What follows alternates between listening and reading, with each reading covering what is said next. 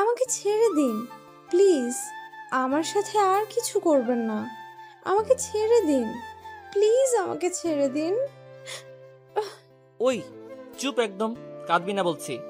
আমাকে বাসায় যেতে দিন। বল কোথায় তোর বাসা, আমি পৌঁছে দেব। না, আপনাকে পৌঁছে দিতে হবে না। আপনি শুধু আমাকে এখান থেকে যেতে দিন প্লিজ। মেয়েটা ওর বাসার ঠিকানা বলল। শাকিল মেয়েটাকে নিয়ে গাড়ির সামনে গিয়ে বসলো। গাড়ি তার নিজের গতিতে চলতেছে। মেয়েটা শুধু নীরব হয়ে বাইরে তাকিয়ে আছে। তার প্রচুর চিৎকার করে কাঁদতে ইচ্ছা করতেছে, কিন্তু পারতেছে না। দেখতে দেখতে মেয়েটার বাসা চলে আসলো। মেয়েটাকে তার বাসার সামনে নামিয়ে দিয়ে শাকিল বাসায় চলে আসলো। মেয়েটা বাসায় ঢুকতেই বাবা এসে তার সামনে এসে দাঁড়ালো। এতক্ষণ কোথায় ছিলে? মেয়েটা চুপ করে আছে। কি হলো, কথা বলতিস না কেন? বাসায় আসতে এত রাত হলো কেন? আসলে আব্বু নীলার পার্টিটা একটু বেশি সময় ধরে হয়েছে। এরপর থেকে আর কখনো রাতে কোথাও যাবি না, যা রুমে যা। মেয়েটা রুমে চলে গেল। রুমে গিয়ে দরজা আটকে দিয়ে চিৎকার করে কাঁদতে শুরু করলো। রুমটা সাউন্ড প্রুফ, তাই ভেতরের কান্নার আওয়াজ বাইরে আসছে না। এমন সময় কারো দরজার আঘাত করার আওয়াজ শোনা গেল। দরজায় আঘাত করার শব্দ শুনে মেয়েটা চমকে উঠল। দ্বিতীয়বার দরজায় আঘাত করতেই মেয়েটা নিজের দুই চোখের অশ্রু মুছে নিয়ে দরজা খুলে দিল। দরজাটা খুলতেই সামনে তাকিয়ে দেখে তার মা দাঁড়িয়ে আছে। মেয়েটা আবার তার মাকে জড়িয়ে ধরে চিৎকার করে কাঁদতে শুরু করলো। কি রে লামিয়া, কাঁদছিস কেন? কি হয়েছে বল আমাকে। আব্বু বকা দিয়েছে দেখে কাঁদছিস, তাই না? কাঁদিস না, তোর আব্বু তোকে অনেক ভালোবাসে, তোর ভালোর জন্য এসব কথা বলেছে। আর শোন, এরপর থেকে আর এত রাত করবি না। ঘরের মেয়ে এত রাত করে বাহিরে থাকলে লোকে কি বলবে। আর কাঁদিস না, তুই খুব ক্লান্ত, আমি চলে যাচ্ছি। তুই রুমের দরজা আটকে ঘুমিয়ে পড়, কেমন? কথাটা বলেই লামিয়ার মা রুম থেকে বেরিয়ে গেল। লামিয়া রুমের দরজাটা আটকে শাওয়ার নিতে চলে গেল। শাওয়ার নিয়ে এসে বিছানায় শুয়ে পড়ল। চোখটা বন্ধ করতেই চোখের সামনে সেই ধর্ষণের দৃশ্য এইগুলোই ভেসে উঠেছে। কিছুতেই ঘুমাতে পারতেছে না লামিয়া। অন্যদিকে শাকিল বাসার ছাদে একা একা বসে সিগারেটের ধোঁয়া বাষ্প করে ওড়াচ্ছে, আর ওই দূর আকাশের চাঁদটার দিকে তাকিয়ে আছে। ছেলেটা মনে মনে ভাবতেছে, আজ আমার নেশার জন্য একটা নিরীহ মেয়ের জীবন এভাবে নষ্ট হয়ে গেল। অন্য একটা মেয়ের জন্য একটা নিষ্পাপ মেয়ের জীবন নষ্ট করা কি ঠিক হলো? একদম নয়।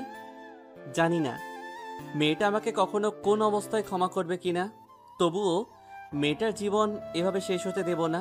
মেয়েটা ধর্ষিতা জেনে কোনো ছেলেই তাকে বিবাহ করতে রাজি হবে না। তার জীবনটা শেষ হয়ে যাবে, এইটা আমি কিছুতেই হতে দেব না। আমি নিজে মেয়েটাকে বিয়ে করে নতুন করে ঘর বাঁধবো মেয়েটার সাথে। আমি সম্পূর্ণ ভালো হয়ে যাব, আর কখনো কোনো নেশা করব না। এইসব কথা ভাবতে ভাবতে কখন যে ছাদের উপরেই ঘুমিয়ে পড়েছি বুঝতেই পারিনি।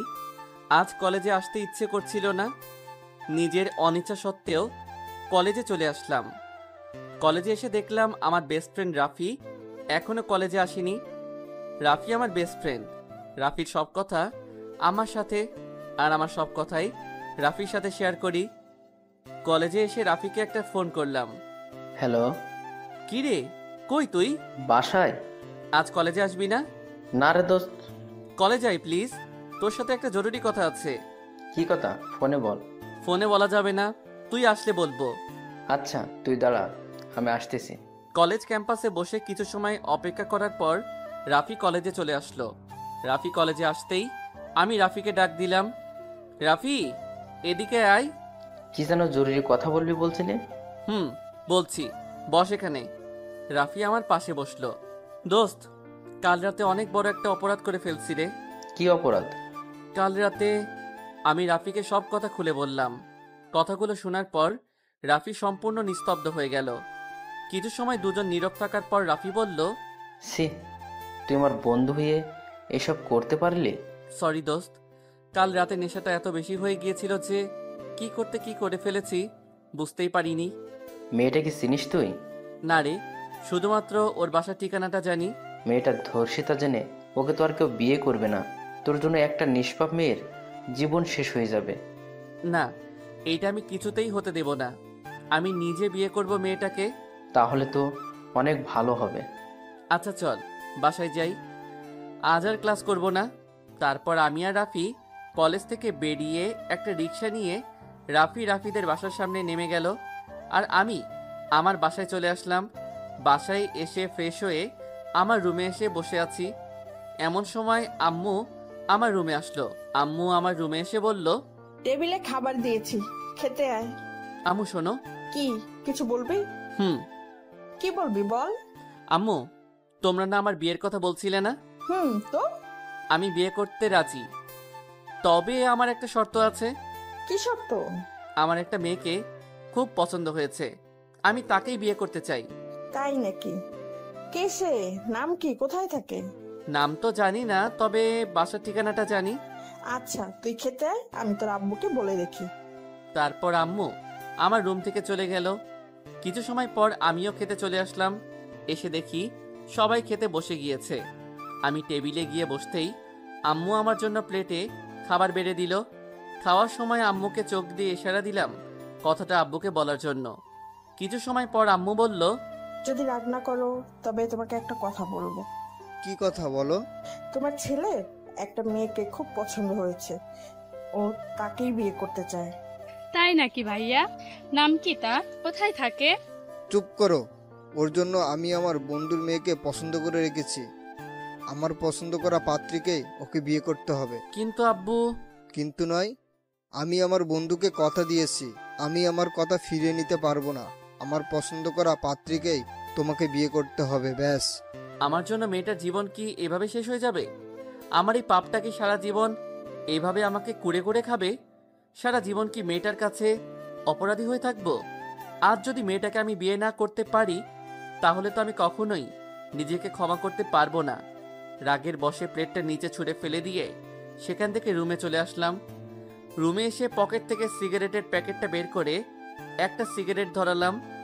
সিগারেটটা ধরিয়ে খুব দ্রুততার সাথে টানতে শুরু করলাম। নিজের শরীরের ভিতর থাকা কষ্টগুলোকে পুড়িয়ে ফেলছি, আর সিগারেটের ধোঁয়ার সাথে সেগুলো বাষ্প করে উড়িয়ে দিচ্ছি।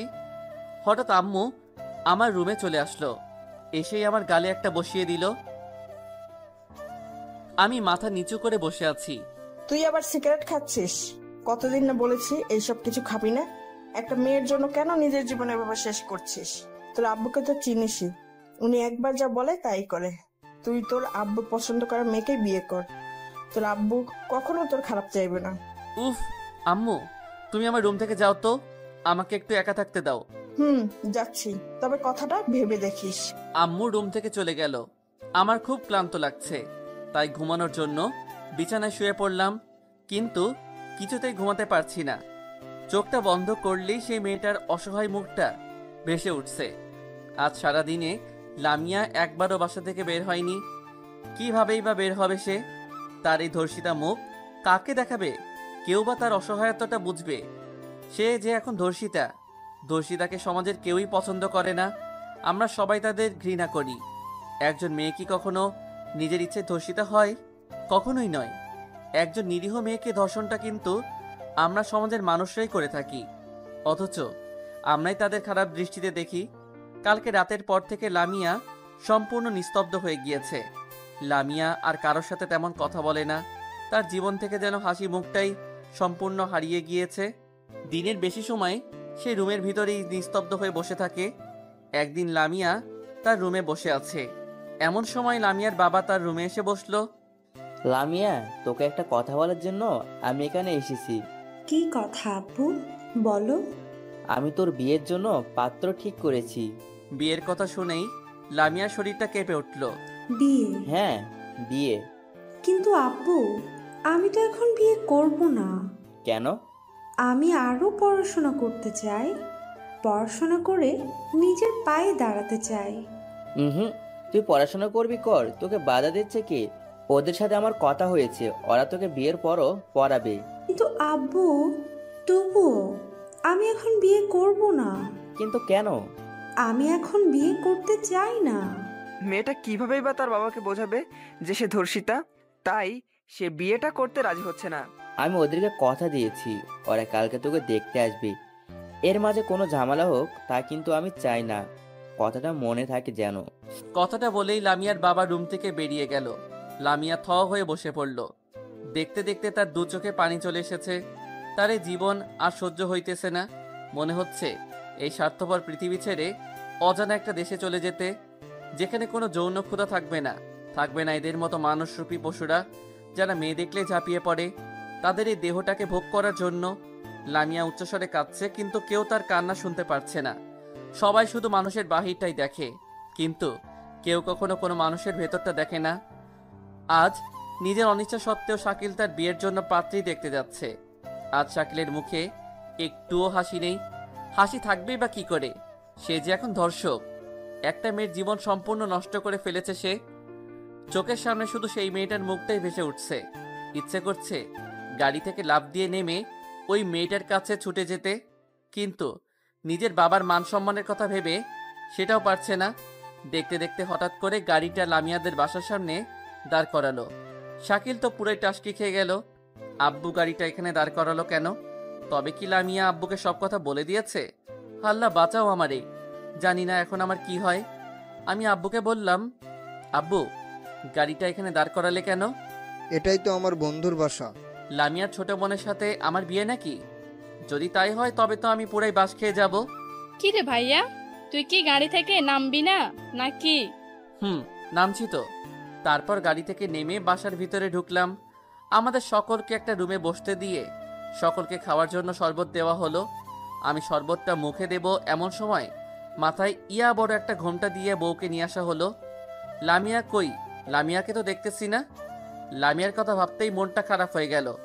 জানি না মেয়েটা কখনো আমাকে ক্ষমা করবে কিনা। সকলের কথায় মেয়েটার মাথার ঘোমটাটা খুলে দেওয়া হলো।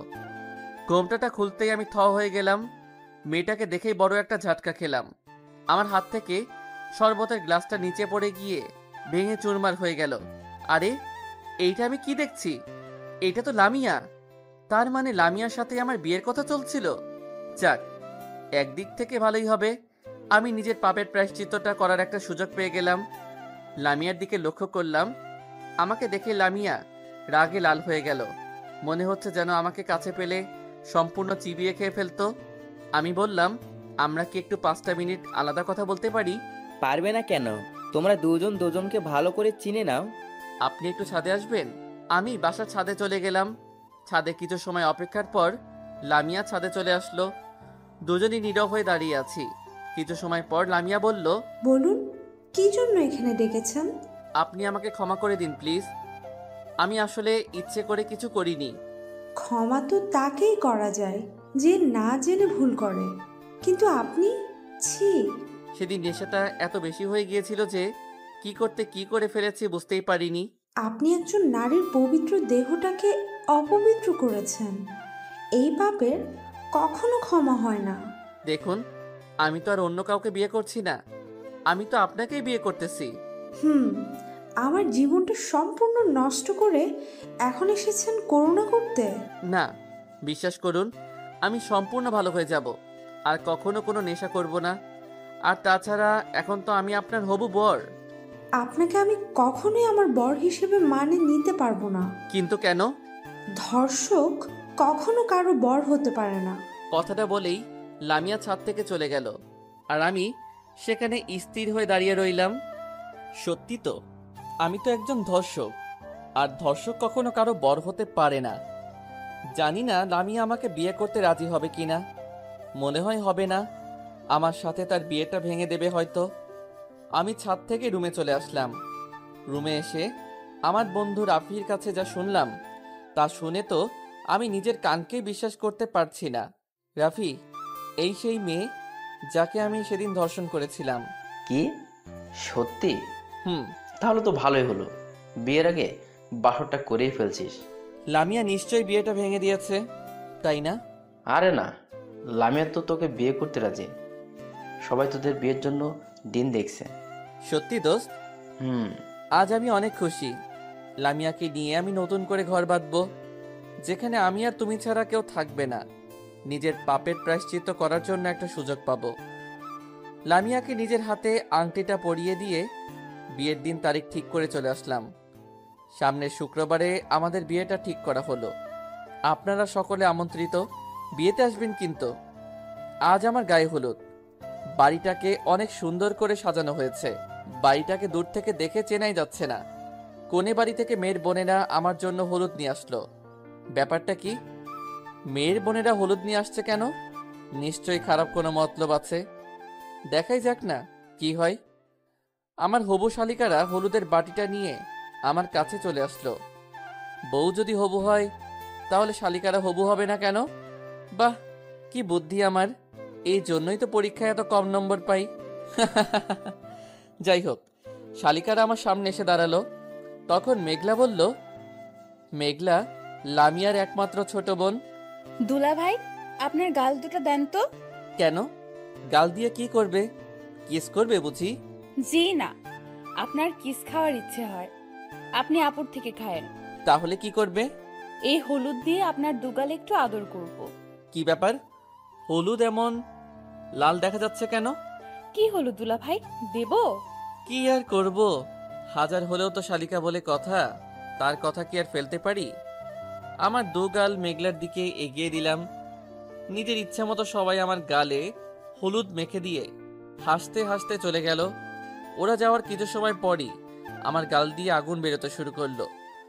দু গাল ঝালে জ্বলে পড়ে যাচ্ছে। তার মানে হলুদের সাথে মরিচের গুঁড়া মেশানো ছিল। খাইছে আমারে। বলেই দিলাম এক দৌড়ে সোজা বাড়ির পাশে পুকুরটাতে নেমে পড়লাম। সেখানে অনেক সময় থাকার পর বাসায় এসে গোসল করলাম। বিকেলে আমার বন্ধু রাফিকে বললাম, দোস্ত, আমার একটা কাজ করতে পারবি? কি কাজ বল? 500 টাকার একটা এবং 1000 টাকার 3টা নোট হাতে দিয়ে বললাম, এই নে। কি করবে এত টাকা দিয়ে? এই টাকাগুলো বাজার থেকে ছাপিয়ে নিয়ে আয়। কেন বলতো? এত প্রশ্ন করিস কেন? যা বলছি তাই কর। রাফি টাকাগুলো ছাপাতে বাজারে চলে গেল।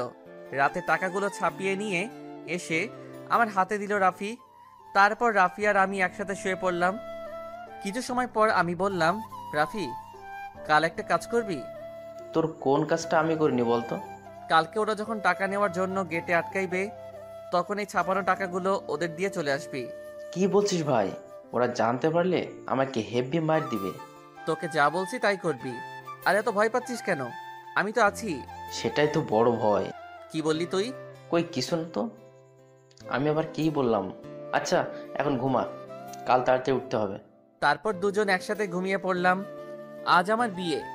সেই কখন থেকে ফ্রেন্ডের সাথে মাইক্রোতে বসে আছি, এখনো পর্যন্ত আমার চাচাতো খালাতো ফুফাতো বোনদের আসার কোনো নামগন্ধই নেই। আসলে মেয়ে মানুষ এইরকমই, একবার সাজতে বসলে আর উঠতেই চায় না। আমার বিয়ের জন্য একটা বাস আর একটা মাইক্রো ঠিক করা হয়েছে। ওই তো ওরা সবাই চলে এসেছে। তারপর সবাই চললাম কোনে বাড়িতে যাওয়ার উদ্দেশ্যে। মাইক্রোতে বেশ কিছু সময় অপেক্ষার পর আমরা বিয়ে বাড়িতে চলে আসলাম। বাহ, বাড়িটাকে বেশ সুন্দর করে সাজানো হয়েছে তো। বিয়ে বাড়ির গেটেই আমাদের সকলকে আটকে দেওয়া হলো। মিষ্টি আর শরবত খাওয়ানোর পর রাফি বলল, গেটটা এখন খুলে দিলে আমরা ভেতরে যেতে পারি। না না, আগে 5000 টাকা দিন, তারপর গেট খুলে দেওয়া হবে। ওমর খোদা, এত টাকা আমরা দিতে পারবো না, 1000 টাকা দেই। জি না, 1000 টাকা আমরা নেব না। তাহলে কম কত চান বলুন? ঠিক আছে, আপনারা 3000 টাকাই দেন। আচ্ছা, এই নেন 3000 টাকা। এর সাথে আপনাদের 500 টাকা বাড়িয়ে দিলাম। তারপর গেট খুলে দেওয়া হলো। সকলেই যে যার মতো করে ভেতরে ঢুকলো। আসার সময় আমি আর রাফি রাজ্যজয়ী একটি হাসি দিয়ে চলে আসলাম। আমার গালে মরিচের গুঁড়া দেওয়া। এবার দেখো কেমন লাগে। ওগুলো তো আসল টাকা না, ওগুলো ছিল বাজারে ছাপানো টাকা। রাতের বেলা দেখে বুঝতে পারিনি কি ঘোলটাই না খাওয়ালাম ওদের। যাই হোক, আমাকে নিয়ে বরের আসনে বসানো হলো। সবাই আমার সাথে যে যার মতো সেলফি তুলছে। মনে হচ্ছে মনে যেন আমি মানুষ না, আমি একটা পোষা বাঘ চিড়িয়াখানা থেকে এখানে চলে এসেছি। তাই সবাই যে যার ইচ্ছা মতো সেলফি তুলেই যাচ্ছে। এদিকে রাফি একা একা একটি টেবিলে বসে আছে আর বারবার শুধু মেঘলাকে বোকা বানানোর কথা ভাবছে আর মনে মনে হাসছে। এমন সময় মেঘলা রাগী লুক নিয়ে রাফির সামনে এসে দাঁড়ালো। মেঘলাকে দেখেই রাফি ভয় দাঁড়িয়ে পড়ল। এইটা কি? কেন টাকা? এইটা টাকা? আমারে বোকা বানানো? দাঁড়ান, দেখাইতেছি মজা। রাফির আর পাইকে কথাটা শেষ হওয়ার আগেই দিছে একটা দৌড়। মেঘলাও রাফির পিছন পিছন দৌড় দিল। রাফি দৌড়ে সিঁড়ি বেয়ে ছাদে উঠে পড়ল। মেঘলাও তার পিছন পিছন আসছে। হঠাৎ মেঘলা পা স্লিপ কেটে রাফির উপর পড়ে গেল। রাফি নিচে আর মেঘলা উপরে, দুজন দুজনের দিকে অপলক দৃষ্টিতে তাকিয়ে আছে। এরকম কিছু সময় থাকার পর রাফি বলল, এটা কি হলো? কি হলো? আপনি এভাবে আমার উপর পড়লেন কেন? আমার কি দোষ? পা স্লিপ কাটলো বলেই তো। মেয়ে তো নয়, যেন 3 মনের লবণের বস্তা। কি বললেন? আমি লবণের বস্তা? তা নয় তো কি। তবে রে। বলেই মেঘলা রাফিকে মারতে শুরু করলো। রাফি মেঘলার হাতটা টান দিল। হাতটা টান দিতেই মেঘলার ঠোঁট এসে রাফির ঠোঁটের উপর পড়ল। দুজনেই নীরব হয়ে আছে। কিছু সময় পর মেঘলা রাফির উপর থেকে উঠে মিষ্টি মিষ্টি হাসতে হাসতে চলে গেল। রাফি মেঘলার দিকে অপলক দৃষ্টিতে তাকিয়ে আছে আর ওর চলে যাওয়া দেখছে। মেঘলা চলে যাওয়ার পর রাফি তার পকেটে হাত দিতেই হা হয়ে গেল। রাফি পকেটে হাত দিয়ে দেখলো ওর মানিব্যাগ নেই। ওর আর বুঝতে বাকি রইল না এই কাজটা কে করেছে। তাই তো বলি, মেয়েটা যাওয়ার সময় এমন মিষ্টি হাসি দিয়ে চলে গেল কেন? ওই শালা শাকিলের জন্য আমার মানিব্যাগে থাকা 5,000 টাকা হারিয়ে গেল। আল্লাহ, তুমি আমার উপরে উঠাইয়া নাও। এদিকে আমি একা একা বরের আসনে বসে আছি আর ওই দূরে আমার হবু বউয়ের দিকে তাকিয়ে আছি। এমন সময় রাফি এসে আমার সামনে বসলো। কিরে রাফি, এতক্ষণ কোথায় ছিলি? ভাই, তুই তো আমারে পুরাই বাঁশ খাইয়ে দিছস। কেন রে, আমি আবার কি করলাম? কি করিসনি তাই বল। তোর ওই নকল টাকার জন্য মেঘলা আমার পকেট মেরেছে। কিভাবে? রাফি আমাকে সব ঘটনা খুলে বলল। তাই নাকি? 3,000 টাকার জন্য আমার মানিব্যাগে থাকা 5,000 টাকা মেরে দিয়েছে। ভালো তো। দাঁড়া, তোর হাসা বের করছি। তোর ফোনটা দে তো। কেন রে, ফোন দিয়ে কি করবি? মেঘলার থেকে টাকা ফেরত চাইবি নাকি? তোকে দিতে বলছি দে। আমি আমার ফোনটা বের করে রাফির হাতে দিলাম। কিছুক্ষণ চাপার পর রাফি ফোনটা আমার হাতে দিয়ে চলে গেল। আহ, মেঘলার কি বুদ্ধি! শেষ পর্যন্ত এভাবে নিজের টাকা আদায় করে নিল। যাক, একদিক থেকে ভালোই হয়েছে, আমার টাকাটা তো বেঁচে গিয়েছে। যা গিয়েছে সব রাফির গিয়েছে। কিছু সময় পর আমার ফোনে বিকাশ থেকে একটা মেসেজ আসলো, ইওর অ্যাকাউন্ট হ্যাজ বিন 15,000 টাকা। হাই হাই, আমার বিকাশে আর মাত্র 15,000 টাকা আছে। কেন? কালকে তো দেখলাম 20,000 টাকা। তার মানে রাফি আমার থেকে 5,000 টাকা ওর বিকাশে মেরে দিয়েছে। রাফি আমার বিকাশের পাসওয়ার্ড পূর্বে থেকে জানতো, তাই ওর টাকা ওয়েট করতে কোনো সমস্যা হয়নি। তাই তো বলি, রাফি আমার ফোন নিয়ে এতক্ষণ চাপতেছিল কেন? এবার আমি কি করি? সব টাকা শেষ পর্যন্ত আমার থেকে চলে গেল। আল্লাহ রে আল্লাহ, আমার মাইরা হালা, আমার 5,000 টাকাই জলে চলে গেল। তারপর আমাদের বিয়েটা সম্পূর্ণ হয়ে গেল। আমরা বউ নিয়ে বাসায় চলে আসলাম। বাসায় এসে বউকে বাসর ঘরে রেখে এসে বন্ধুদের সাথে বসে আড্ডা দিতেছি। বন্ধুদের সাথে আড্ডা দিতে দিতে অনেকটা সময় পেরিয়ে গেল। এদিকে আমার বন্ধুরা আমাকে ছাড়ছেই না। বাসর ঘরে কখন থেকে বউ আমার জন্য অপেক্ষা করছে, আর এরা তো বুঝতেই চাচ্ছে না। আমি আমার বন্ধুদের বললাম, দোস্ত তোরা থাক, আমাকে এখন রুমে যেতে হবে। কেন রে, এত তাড়া কেন? বাসর ঘরে তোদের ভাবি আমার জন্য অপেক্ষা করছে। ভাবির কাছ থেকে আর দূরে থাকতে মন চাইতেছে না, না? আচ্ছা যা, তবে বাসর ঘরে বিড়ালটা ঠিক মতো মারিস। তারপর আমি আমার বন্ধুদের কাছে থেকে আমার রুমে চলে আসলাম। রুমের দরজার সামনে দাঁড়াতেই চোখ পড়লো আমার চাচাতো মামাতো খালাতো বোনদের উপর। দেখি ওরা লামিয়ার সাথে বসে আড্ডা দিচ্ছে। আমি রুমের ভিতরে ঢুকতেই ওরা সকলেই রুম থেকে বেরিয়ে আসলো। বেরিয়ে আসার সময় আমার মামাতো বোন মায়া বলল, তোর সাথে এখানে আমি থাকতাম, কিন্তু কিছু স্বপ্ন স্বপ্নই থেকে যায়, তা কখনো বাস্তবে রূপ নিতে পারে না। ভালো থাকিস তোরা, লামিয়ারে কখনো কষ্ট দিস না। কথাটা বলেই মায়া রুম থেকে বেরিয়ে গেল। তখন আমার খালাতো বোন তানজিলা বলল, ভাইয়া, বিড়ালটা একটু জোরে মারিস কিন্তু। বলেই সবাই হাসতে হাসতে বেরিয়ে গেল। আমি রুমের দরজা আটকে দিয়ে লামিয়ার সামনে গিয়ে দাঁড়ালাম। লামিয়ার সামনে গিয়ে দাঁড়িয়ে ওর ওই গোলাপি ঠোঁট দুইটার দিকে তাকালাম। ওর ঠোঁট দুইটার দিকে তাকিয়ে নিজেকে আর সামনে রাখতে পারলাম না। আমি লামিয়ার দিকে হাত বাড়াতেই লামিয়া বলল, আমাকে একদম স্পর্শ করার চেষ্টা করবেন না। কিন্তু কেন? আমি তো এখন তোমার স্বামী। ধর্ষক কখনো কারো স্বামী হতে পারে না। তাহলে আমাকে বিয়ে করেছো কেন? আপনার পাপের শাস্তি দেওয়ার জন্য। আপনি কখনো আমার থেকে স্ত্রীর অধিকার পাবেন না। লামিয়া তো সত্যি কথাই বলেছে। আমি তো একজন ধর্ষক, আর ধর্ষকের কখনো কারো স্বামী হওয়ার কোনো অধিকার নেই। ধর্ষকরা হলো সমাজের সবচেয়ে নিকৃষ্ট ব্যক্তি, যাদের সমাজের কেউই পছন্দ করে না। আমি মাথা নিচু করে ঘুমানোর জন্য বিছানার দিকে পা বাড়ালাম। তখন লামিয়া বলল, আমি আপনার সাথে এক বিছানায় ঘুমাতে পারবো না। তাহলে এখন কি করব? আপনি নিচে ঘুমাবেন নাকি আমি নিচে ঘুমাবো? আপনাকে নিচে ঘুমাতে হবে না, আমি নিচে ঘুমাইতেছি। কথাটা বলেই আমি একটা চাদর আর একটা বালিশ নিয়ে নিচে বিছানা করে শুয়ে পড়লাম। একে তো শীতের রাত, তার উপর নিচে শুয়ে আছি। বুঝতেই তো পারছেন এখন আমি কি অবস্থায় আছি। এরকম করে থাকতে থাকতে কখন যে ঘুমিয়ে পড়েছি বুঝতেই পারিনি। সকালে ঘুম থেকে উঠে দেখি আমার উপর একটা কাঁথা আর একটা কম্বল জড়ানো। কি ব্যাপার, এই কাঁথা আর কম্বল কোথায় থেকে আসলো? এমন সময় লামিয়া আমার রুমে আসলো। রাতে শীতে আপনি শিউরে উঠেছিলেন, তাই ওগুলো আমি আপনার উপর দিয়েছি। লামিয়াকে দেখতে এখন অনেক সুন্দর লাগছে। ওর এই এলোমেলো চুলগুলোতে হাত বুলিয়ে দিতে খুব ইচ্ছে করছে, কিন্তু কি বা করব, ইচ্ছা থাকলে উপায় নেই। আমি অপলক দৃষ্টিতে লামিয়ার দিকে তাকিয়ে আছি। তখন লামিয়া বলল, এমন করে কি দেখছেন? তাড়াতাড়ি উঠে ফ্রেশ হয়ে খেতে আসেন। তুমি যাও, আমি আসতেছি। লামিয়া রুম থেকে বেরিয়ে যাচ্ছে। হঠাৎ করে লামিয়া পা স্লিপ কেটে মাটিতে পড়ে গেল। আমি লামিয়ার সামনে গিয়ে ওকে ওঠানোর জন্য আমার হাত বাড়িয়ে দিলাম। আমাকে আপনি স্পর্শ করবেন না, আমি একাই উঠতে পারবো।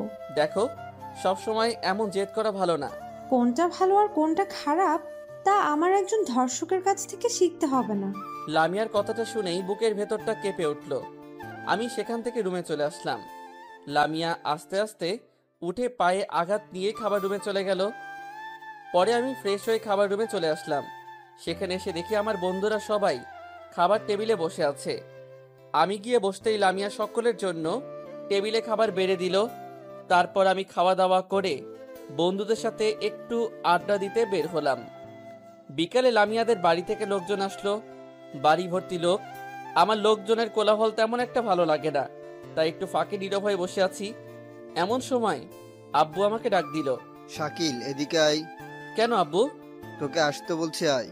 আমি সেখান থেকে সোজা আব্বুর কাছে চলে আসলাম। সেখানে এসে একটা মেয়ের দিকে চোখ পড়তেই চমকে উঠলাম। আরে এটা তো বৃষ্টি, যার জন্য আমি নিজের অবস্থান থেকে খারাপ পথে চলে গিয়েছিলাম, যার জন্য আজ আমি একজন ধর্ষক।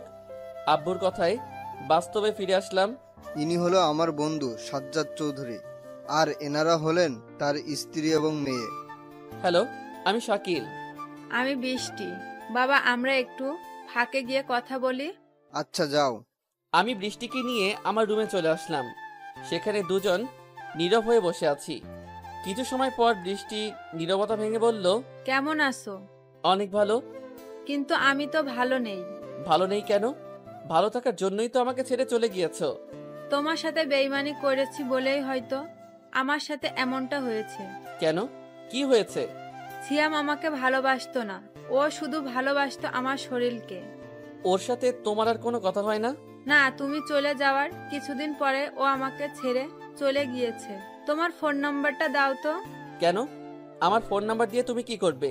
জীবন সঙ্গিনী হয়ে তো থাকতে পারলাম না, তাই ফ্রেন্ড হয়েই না হয় সারা জীবন তোমার পাশে থাকবো। আচ্ছা নাও, 01740। ধন্যবাদ। কথাটা শেষ না হতেই দরজার সামনে তাকাতেই আমার চোখ আটকে পড়ল। দরজার সামনে তাকিয়ে দেখি লামিয়া আমার দিকে রাগী লুক নিয়ে তাকিয়ে আছে। আমি উঠে দাঁড়াতেই লামিয়া দরজার সামনে থেকে চলে গেল। আমি লামিয়ার পিছন পিছন হাঁটতে শুরু করলাম। লামিয়া, দাঁড়াও, যেও না, আমার কথাটা শোনো। লামিয়া হেঁটেই চলেছে। লামিয়া, দাঁড়াও প্লিজ। তবুও লামিয়া থামছে না। দেখতে দেখতে লামিয়া ছাদে চলে আসলো। আমি দৌড়ে পেছন থেকে লামিয়ার হাতটা টেনে ধরলাম। হাতটা ধরতেই লামিয়া দাঁড়িয়ে পড়ল।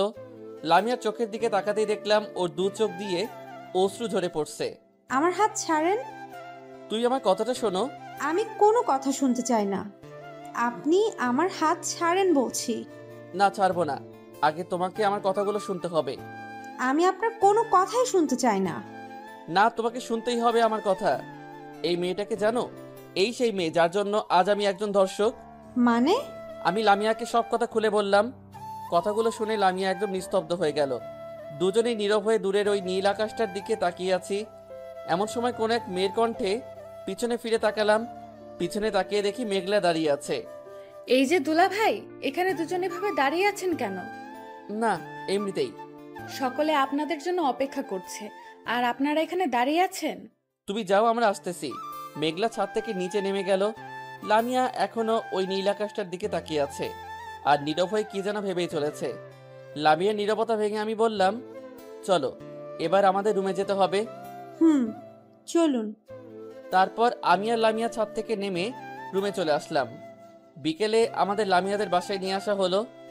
এইটা বিয়ে বাড়ির একটা নিয়ম। বিয়ের পরের দিন মেয়ে বাড়ি থেকে লোকজন এসে স্বামী স্ত্রী এবং ছেলের বন্ধুদের মেয়ের বাড়িতে নিয়ে আসা। আমাদের সময়ও তার কোনো ব্যতিক্রম হয়নি। আমি এবং আমার কিছু বন্ধু সহকারে আমাদের লামিয়াদের বাড়িতে নিয়ে আসা হয়েছে। রাতে খাওয়া দাওয়া করার জন্য খাবার টেবিলে চলে আসলাম। আমি গিয়ে বসার কিছু সময় পর আমার সব বন্ধুরা সেখানে বসলো। মেঘলা আমাদের সবার জন্য টেবিলে শরবত বেড়ে দিল। কি ব্যাপার, এখন শরবত দিচ্ছে কেন? আর ওদের সবার শরবতের চেয়ে আমার শরবত এত লালই বা হয়ে আছে কেন? ডাল মে কুছ কালা হ্যায়। আমি বললাম, কি ব্যাপার, এখন শরবত দিচ্ছ কেন? এইটা আমাদের বাড়ির নিয়ম দুলা ভাই। খাবার খাওয়ার আগে পূর্বে শরবত খেতে হয়। আচ্ছা, আমার শরবত এমন লাল হয়ে আছে কেন? আপনি তো আমাদের বাড়ির জামাই, তাই আপনার শরবতে একটু সবকিছু বেশি দেওয়া হয়েছে। তুমি তো আমার একমাত্র শালিকা, তাই আমি যেটা খাবো তোমাকে সাথে নিয়ে খাবো। তুমি প্রথমে খাও, তারপর আমি খাইতেছি। না দুলা ভাই, ওইটা আমার খাওয়া যাবে না। কেন? ডাক্তারের নিষেধ আছে, আমার কোনো শরবত খাওয়া যাবে না। আপনি খান। মেঘলা এত করে বলছে, খা না ভাই। এই শরবতের ভিতর কোনো না কোনো সমস্যা তো নিশ্চয়ই আছে, তাই তো মেঘলা নিজে খেতে চাইছে না। রাফি, তোর মেঘলার পক্ষ নিয়ে বের করছি, দাঁড়া। পরীক্ষাটা আমি তোকে দিয়েই করব। রাফি। বল। আজ পর্যন্ত কি আমি কোনো কিছু তোকে ছাড়া খেয়েছি? না রে ভাই, তোরটা আমি খেয়েছি আর আমারটা তুই। তাহলে এখনো তার ব্যতিক্রম হবে কেন? না দুলা ভাই, এইটা শুধু আপনার জন্য, আর তাছাড়া ওনার তো শরবত আছেই, উনি ওইটা খাবে না। এই শরবতটা আমরা দুজনই ভাগাভাগি করে খাবো। তুই যখন এত করে বলছিস, দেখাই। রাফির শরবতের গ্লাসটা আমার হাতে আর আমার শরবতের গ্লাসটা রাফির হাতে দিলাম। গ্লাসটা রাফির হাতে দিতেই মেঘলার মুখটা চুপসে গেল। আমি একটু একটু করে শরবত খাচ্ছি আর রাফির দিকে তাকিয়ে আছি। আল্লাহ জানে রাফির আজকে কি অবস্থা হবে। রাফি এক নিঃশ্বাসে সব শরবত খেয়ে ফেললো। তার কিছু সময় পরই রাফির মুখ দিয়ে আগুন বেরোতে শুরু করব। রাফির এমন অবস্থা দেখে আমার মুখ থেকে শরবত পড়ে আমার জামাতে লাগলো। আমি আগেই বুঝতে পেরেছিলাম শরবতের ভিতর কোনো না কোনো সমস্যা তো নিশ্চয়ই আছে। আসলে শরবতের সাথে শুকনা মরিচের গুঁড়া মেশানো ছিল, তাই তো রাফির মুখ এমন আগুনের মতো দাদা করে জ্বলছে। যাক, একদিক দিয়ে ভালোই হয়েছে, আমি তো বেঁচে গিয়েছি। এদিকে রাফি ওয়াশরুমের দিকে দিছে একটা দৌড়। রাফি এক দৌড়ে সোজা ওয়াশরুমে চলে গেল। আমার সব বন্ধুরা রাফির অবস্থা দেখে হাসতে শুরু করলো। এমন সময় লামিয়া খাবার রুমে আসলো। লামিয়াকে দেখে মেঘলা খাবার রুম থেকে দৌড়ে পালিয়ে গেল। কিছু সময় পর রাফি ওয়াশরুম থেকে বেরিয়ে আসলো। লামিয়া আমাদের সবার জন্য টেবিলে খাবার বেড়ে দিল। সবাই খাওয়া দাওয়া করে রুমে চলে গেল। আমিও আমার রুমে চলে আসলাম। রুমে এসে দেখি মেঘলা আমাদের বিছানাটা গুছিয়ে দিচ্ছে। আমি রুমের ভিতরে ঢুকতেই মেঘলা বলল, দুলা ভাই, আপনার ওই ড্রেসটা চেঞ্জ করে এইটা পরে নেন, ওই শরবতটা পরে নষ্ট হয়ে গিয়েছে। তুমি যাও, আমি পড়তেছি। আচ্ছা। মেঘলা শোনো। কি কিছু বলবেন? এই নাও 1000 টাকা। এই টাকা আমাকে দিচ্ছেন কেন? আমার বন্ধুদের বিছানায় চুলকানির ওষুধ মিশিয়ে দেবে। এটা কি বলছেন দুলা ভাই? যা বলছি তাই করো, টাকা লাগলে আরো দেব। না দুলা ভাই, আর লাগবে না, এতেই হয়ে যাবে। মেঘলা হাসতে হাসতে আমার রুম থেকে বেরিয়ে গেল। আহা, কি মজা! এবার ওরা বুঝবে চুলকানির কি সাজা। মেঘলা যাওয়ার পর আমি ড্রেসটা চেঞ্জ করে নিলাম। ড্রেস চেঞ্জ করার কিছু সময় পরই শরীরের ভিতর চুলকানি অনুভব করলাম। তার মানে মেঘলা আমার জামার ভিতর চুলকানির ওষুধ মিশিয়ে দিয়েছে। ওহ, কি চুলকানি! চুলকানির জন্য শরীর একদম জ্বলে পড়ে যাচ্ছে। ড্রেস চেঞ্জ করার কিছু সময় পরই শরীরের ভিতর চুলকানি অনুভব করলাম। তার মানে মেঘলা আমার জামার ভিতর চুলকানির ওষুধ মিশিয়ে দিয়েছে। উফ, কি চুলকানি! চুলকানির জন্য শরীর একদম জ্বলে পড়ে যাচ্ছে। আল্লাহ বাঁচাও আমারে। আমি সোজা ওয়াশরুমে চলে গেলাম। ওয়াশরুমে গিয়ে শাওয়ার নিলাম। শাওয়ার নিয়ে রুমে আসতেই আমার সব বন্ধুরা শরীর চুলকাইতে চুলকাইতে আমার রুমে আসলো। আমি ওদের অবস্থা দেখে মিষ্টি মিষ্টি হাসতেছি। বাহ, মেঘলা তো অনেক ভালো কাজ করেছে, আমার একটা টাকাও বৃথা যায়নি। এইবার ওরা বুঝবে চুলকানি কি জিনিস। ওদের সবার কি অবস্থাটাই না করেছে মেঘলা। আমি বললাম, কি রে তোরা এমন করছিস কেন? ভাই, তোর শালিকা তো আমাদের পুরোই 12টা বাজিয়ে দিয়েছে। কেন রে, কি করেছে ও? কি করিনি তাই বল। তোর শালিকা আমাদের বিছানায় চুলকানির ওষুধ মিশিয়ে দিয়েছে। ওহ, কি চুলকানি রে বাবা। তাই নাকি? হুম। কথাটা শেষ হতেই লামিয়া রুমে আসলো। লামিয়াকে দেখে সবাই রুম থেকে বেরিয়ে চলে গেল। লামিয়া আসতেই আমি নিচে বিছানা করার জন্য কাঁথা আর বালিশ হাতে নিলাম। এমন সময় লামিয়া বলল, দাঁড়ান, কি করছেন? নিচে ঘুমানোর জন্য বিছানা করছি। আপনার নিচে বিছানা করা লাগবে না। তাহলে আমি ঘুমাবো কোথায়? আপনি বিছানায় আমার সাথে ঘুমাবেন। কথাটা শুনে বুকের বাম পাশটা কেমন যেন করে উঠল। যে মেয়েটা আমার সাথে ঘুমাতে চাইনি বলে আমাকে নিচে থাকতে হয়েছে, আজ সেই মেয়েটাই আমাকে তার সাথে ঘুমাতে বলছে। মেয়েদের মন বোঝা নয় রে সোজা। আমি অবাক দৃষ্টিতে লামিয়ার দিকে তাকিয়ে আছি। এই যে, এইভাবে কি দেখছেন? না, কিছু না। এই শীতের রাতে আপনাকে আর কষ্ট করে নিচে ঘুমাতে হবে না। আপনি এখন থেকে আমার সাথেই ঘুমাবেন। লামিয়ার কথাগুলো শুনে আমার দু চোখে অশ্রু চলে আসলো। তবে এইটা কষ্টের অশ্রু না, এইটা হলো আনন্দের অশ্রু। আমি বিছানায় এসে শুয়ে পড়লাম। তার কিছু সময় পরই লামিয়া এসে আমার পাশে শুয়ে পড়ল। মানুষ বড়ই অদ্ভুত, কখন যে কে কার আপন হয় আর কখন যে কে কার পর হয়ে ওঠে তা বোঝা বড় কঠিন। দেখতে দেখতে লামিয়া ঘুমিয়ে পড়ল। আমি অপলক দৃষ্টিতে তাকিয়ে আছি লামিয়ার দিকে। ঘুমের ঘোরে লামিয়ার ওই মায়াবী মুখটা দেখতে অনেক সুন্দর লাগছে। লামিয়ার মুখের দিকে তাকিয়ে থাকতে থাকতে কখন যে ঘুমিয়ে পড়েছি বুঝতেই পারিনি। সকালে সূর্যের রশ্মি চোখে পড়ায় ঘুমটা ভেঙে গেল। ঘুমটা ভাঙতেই আমার পাশে তাকিয়ে দেখি লামিয়া আমার পাশে নেই। এদিক ওদিক তাকিয়ে দেখি লামিয়া রুমের ভিতরও নেই। কি ব্যাপার, লামিয়া এত সকালে কোথায় গেল? মনমরা হয়ে দরজার সামনে তাকাতেই আমার মুখে হাসি ফুটে উঠল। দরজার সামনে তাকিয়ে দেখি লামিয়া গোসল করে আসছে। চুলগুলো এলোমেলো, ঠোঁটে হালকা লিপস্টিক দেওয়া। সব মিলিয়ে লামিয়াকে দেখতে এখন অনেক সুন্দর লাগছে। লামিয়ার ঠোঁটের ওই লিপস্টিক দেখে আমার লিপস্টিকের স্বাদ নিতে ইচ্ছে করলো। দেখতে দেখতে লামিয়া আমার কাছে চলে আসলো। আমি লামিয়ার দিকে এক দৃষ্টিতে তাকিয়ে আছি। লামিয়া আমার সামনে এসে বলল, ওই, এমন করে কি দেখছো? তোমাকে। আমাকে আবার দেখার কি আছে? দেখছি তোমার ওই লিপস্টিক মাখা ঠোঁট দুইটাকে। এখন তোমার ঠোঁটের লিপস্টিকের স্বাদ নিতে খুব ইচ্ছে করছে। না, এখন তুমি এই সব কোনো কিছুই করবে না। জাস্ট একবার প্লিজ। না, দেখো, একদম সামনে আসবে না বলছি। সামনে আসতে আসতে আমি একদম লামিয়ার কাছে চলে আসলাম। লামিয়া এক পা দু পা পিছাতে পিছাতে একদম দেওয়ালের সাথে আটকে গেল। আমি লামিয়ার কাছে আসতেই লামিয়া ওর দু চোখ বন্ধ করে ফেললো। আমি আমার ঠোঁটটা লামিয়ার ঠোঁটের সামনে নিয়ে আসলাম। লামিয়ার দু ঠোঁট কাঁপছে। আমি আমার ঠোঁটটা লামিয়ার ঠোঁটের সামনে নিতেই কারোর ডাকে চমকে উঠলাম। তাকিয়ে দেখি মেঘলা দাঁড়িয়ে আছে। এই যে দুলা ভাই, খাবার খেতে আসেন, আম্মু আপনাকে খেতে ডাকছে। তুমি যাও, আমি আসতেছি। তাড়াতাড়ি আসেন, শুধু কিস খেলে পেট ভরবে না। কথাটা বলেই মেঘলা মিষ্টি মিষ্টি হাসতে হাসতে রুম থেকে বেরিয়ে গেল। মেঘলা বেরিয়ে যেতেই আমি আবারও লামিয়ার দিকে আসলাম। এমন সময় লামিয়া আমাকে ধাক্কা দিয়ে বিছানায় ফেলে দিয়ে হাসতে হাসতে রুম থেকে বেরিয়ে চলে গেল। এটা কি হলো? লামিয়ার কাছে আসার যে একটা সুযোগ পেয়েছিলাম তাও মেঘলার জন্য মিস হয়ে গেল। তারপর আমি ফ্রেশ হয়ে খাবার রুমে চলে আসলাম।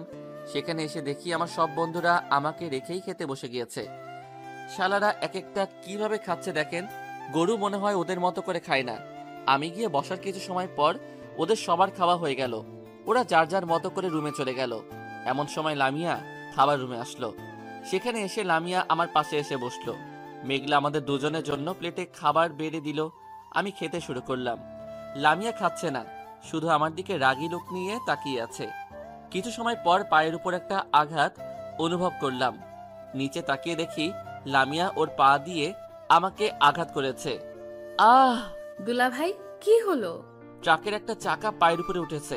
দুলাভাই আপনি এখানে ট্রাক পাইলেন কোথায়? তোমার আপুর পা একটা ট্রাকের চাকার থেকে কম কি? কি বললে তুমি? কই কিছু না তো। আমাকে না খাইয়ে দিয়ে তুমি খাচ্ছ কেন? এখন তোমাকে আমি খাইয়ে দিতে পারবো না। খাইয়ে দিতে পারবে না তাই না? দাঁড়াও। বলেই লামিয়া পা দিয়ে দ্বিতীয় আঘাত করলো। আহ! কে বললো খাইয়ে দেব না? দিচ্ছি তো, হা করো। লামিয়া ইয়া বড় একটা হা করলো। আমি নিজের হাতে লামিয়াকে খাইয়ে দিচ্ছি। আহ, কি বউ পেয়েছি! বউ আমাকে না, আমাকেই বউকে খাইয়ে দিতে হচ্ছে। মেঘলা আমার অবস্থা দেখে মিষ্টি মিষ্টি হাসছে। তখন আমি বললাম, মেঘলা তুমি খেয়েছো? না, আপনারা খাওয়ার পর খাবো। নাও হা করো। না দুলাভাই আপনারা খান, আমি পরে খাবো। হা করো বলছি। মেঘলা হা করতেই আমি মেঘলাকে খাইয়ে দিলাম। আহা, কি শান্তি! দুই সাইডে দুই বউকে খাইয়ে দিচ্ছি। এরকম কিছু সময় পর মেঘলা বলল, দুলাভাই আপনি হা করেন তো। কেন? আপনাকে আমি একটু খাইয়ে দেই। আচ্ছা দাও।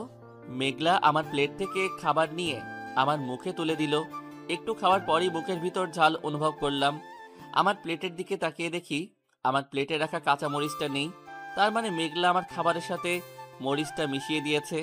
মুখটা খুললেই মনে হচ্ছে আমার সমস্ত মুখ দিয়ে আগুন বেরোতে শুরু করবে। এরকম অবস্থায় লামিয়ার ওই মায়াবী মুখটার দিকে তাকাতেই আমার সমস্ত ঝাল হজম হয়ে গেল। তারপর আমি ওদের দুজনকে খাইয়ে দিয়ে এসে রুমে চলে আসলাম। বিকেলে বউকে নিয়ে লামিয়াদের বাড়ি থেকে আমাদের বাড়িতে চলে আসতেছি। এমন সময় মেঘলা আমাকে ডাক দিল। মেঘলা আমাকে ডাক দিতেই আমি পেছনে ফিরে তাকালাম। এই যে দুলাভাই শুনছেন? বলো। আপনার বন্ধু রাফির ফোন নাম্বারটা একটু দেন তো। কেন? এমনি দেন না প্লিজ। আচ্ছা নাও, 017249046। ধন্যবাদ। শালিকা, তুমি আমারে অনেক জ্বালাইয়াছো। এবার বুঝবে জ্বালানো কাকে বলে। ওইটা তো রাফির নাম্বার না। রাফির নাম্বারের পরিবর্তে আমার নাম্বার দিয়ে দিয়েছি। আমাকে মরিচ খাওয়ানো। এবার বুঝবে কোন মরিচে কত ঝাল। যাই হোক, তারপর সবার থেকে বিদায় নিয়ে আমরা আমাদের বাড়িতে চলে আসলাম।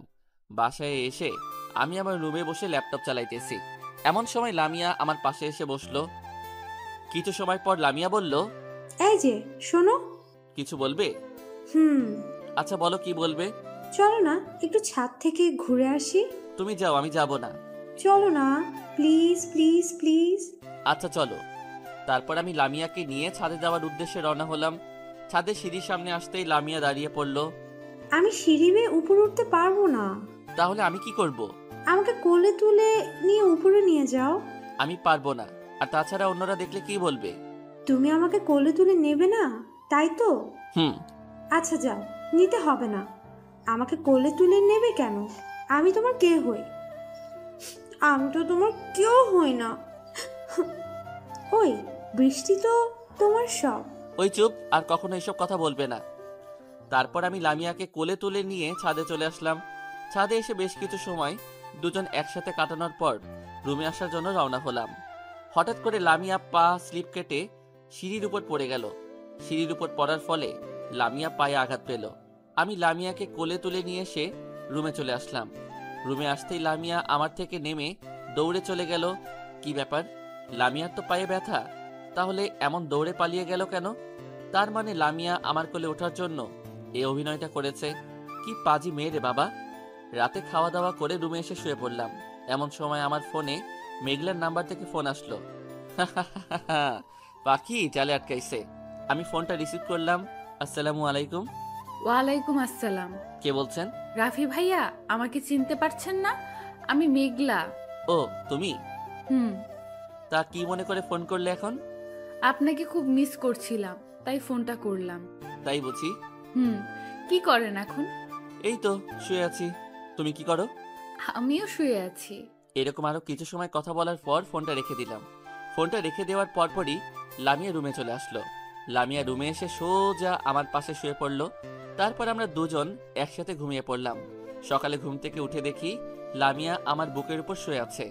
আমি কোনো কিছুই বলছি না, শুধু লামিয়ার ওই মায়াবী মুখটার দিকে তাকিয়ে আছি। এমন সময় লামিয়া ঘুম থেকে উঠে পড়ল। ওই এইভাবে তাকিয়ে আছো কেন? তোমার ওই মায়াবী মুখটাকে দেখছি। এভাবে দেখবে না, আমার খুব লজ্জা করে। তো কিভাবে দেখবো? জানি না। তোমার ওই গোলাপি ঠোঁট দুটাকে চুষে খেতে খুব ইচ্ছা করছে। না, এখন না, প্লিজ। এখন আমি তোমার কোনো বাধাই মানব না। কথাটা বলেই আমি আমার ঠোঁট দুইটা লামিয়ার ঠোঁটের সামনে নিয়ে আসলাম। আমি যত লামিয়ার কাছে আসছি, লামিয়া তত জোরে জোরে নিঃশ্বাস ফেলছে।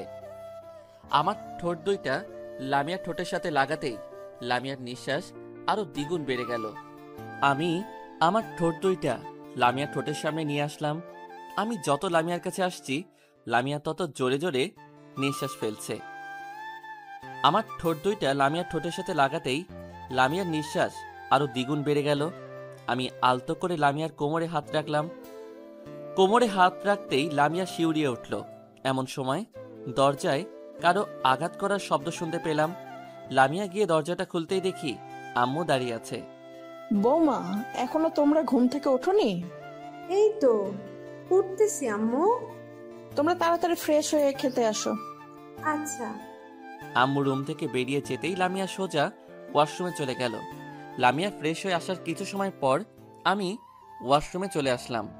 ওয়াশরুমে গিয়ে ফ্রেশ হয়ে খাবার রুমে আসলাম। খাবার রুমে এসে বসার কিছুক্ষণ পরই আব্বু চলে আসলো। লামিয়া আমাদের জন্য প্লেটে খাবার বেড়ে দিল। আমরা খেতে শুরু করলাম। কিছু সময় পর আব্বু বলল, শাকির, আজকে বৌমাকে নিয়ে একটু শপিংয়ে নিয়ে যাস তো। কেন আব্বু? কেন মানে? বৌমার জন্য কেনাকাটা করতে যাবি? আমি পারবো না। কেন পারবি না? আব্বু, আমার এসব শপিং টপিং ভালো লাগে না। আমি তোকে যেতে বলেছি, তুই যাবি ব্যাস। আর এই নে টাকা। তারপর আমি খাওয়া দাওয়া করে রুমে চলে আসলাম। উফ, কি ঝামেলা রে বাবা, এখন বউকে নিয়ে আবার শপিংয়ে যেতে হবে। আজকে যদি লামিয়াকে নিয়ে শপিংয়ে না যাই, তবে আব্বু আমার 12টা বাজিয়ে দিবে। এক প্রকার জোর করেই বিকেলে বাইকটা বের করে লামিয়াকে নিয়ে শপিংয়ের উদ্দেশ্যে রওনা হলাম। কিছু পথ চলার পর একটা দোকানের সামনে বাইকটা দাঁড় করালাম। বাইকটা রাস্তার পাশে রেখে এসে দোকান থেকে একটা সিগারেট কিনে লামিয়ার সামনে আসলাম। লামিয়ার সামনে এসে দেখি লামিয়া আমার দিকে রাগী লুক নিয়ে তাকিয়ে আছে। আমি সামনে এসে সিগারেটে একটা টান দিতেই লামিয়া আমার মুখ থেকে সিগারেটটা নিয়ে ভেঙে ফেললো। এটা কি হলো? কি হলো? তুমি আমার সিগারেটটা এভাবে ভেঙে ফেললে কেন? তোমার সাহস তো কম নয়, তুমি সিগারেট খাচ্ছ, তাও আবার আমার সামনে। তাই বলে সিগারেটটা ভেঙে ফেলবে? তো কি করব? তুমি আর কখনো সিগারেট খাবে না। খেলে কি করবে? তোমার ওই পোড়া ঠোঁট দিয়ে আমাকে কিস করতে দেব না। কথাটা বলেই লামিয়া মন খারাপ করে অন্যদিকে ঘুরে রইল।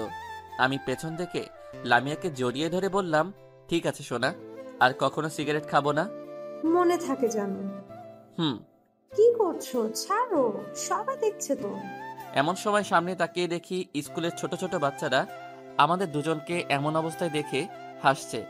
আমি লজ্জায় লামিয়াকে ছেড়ে দিলাম।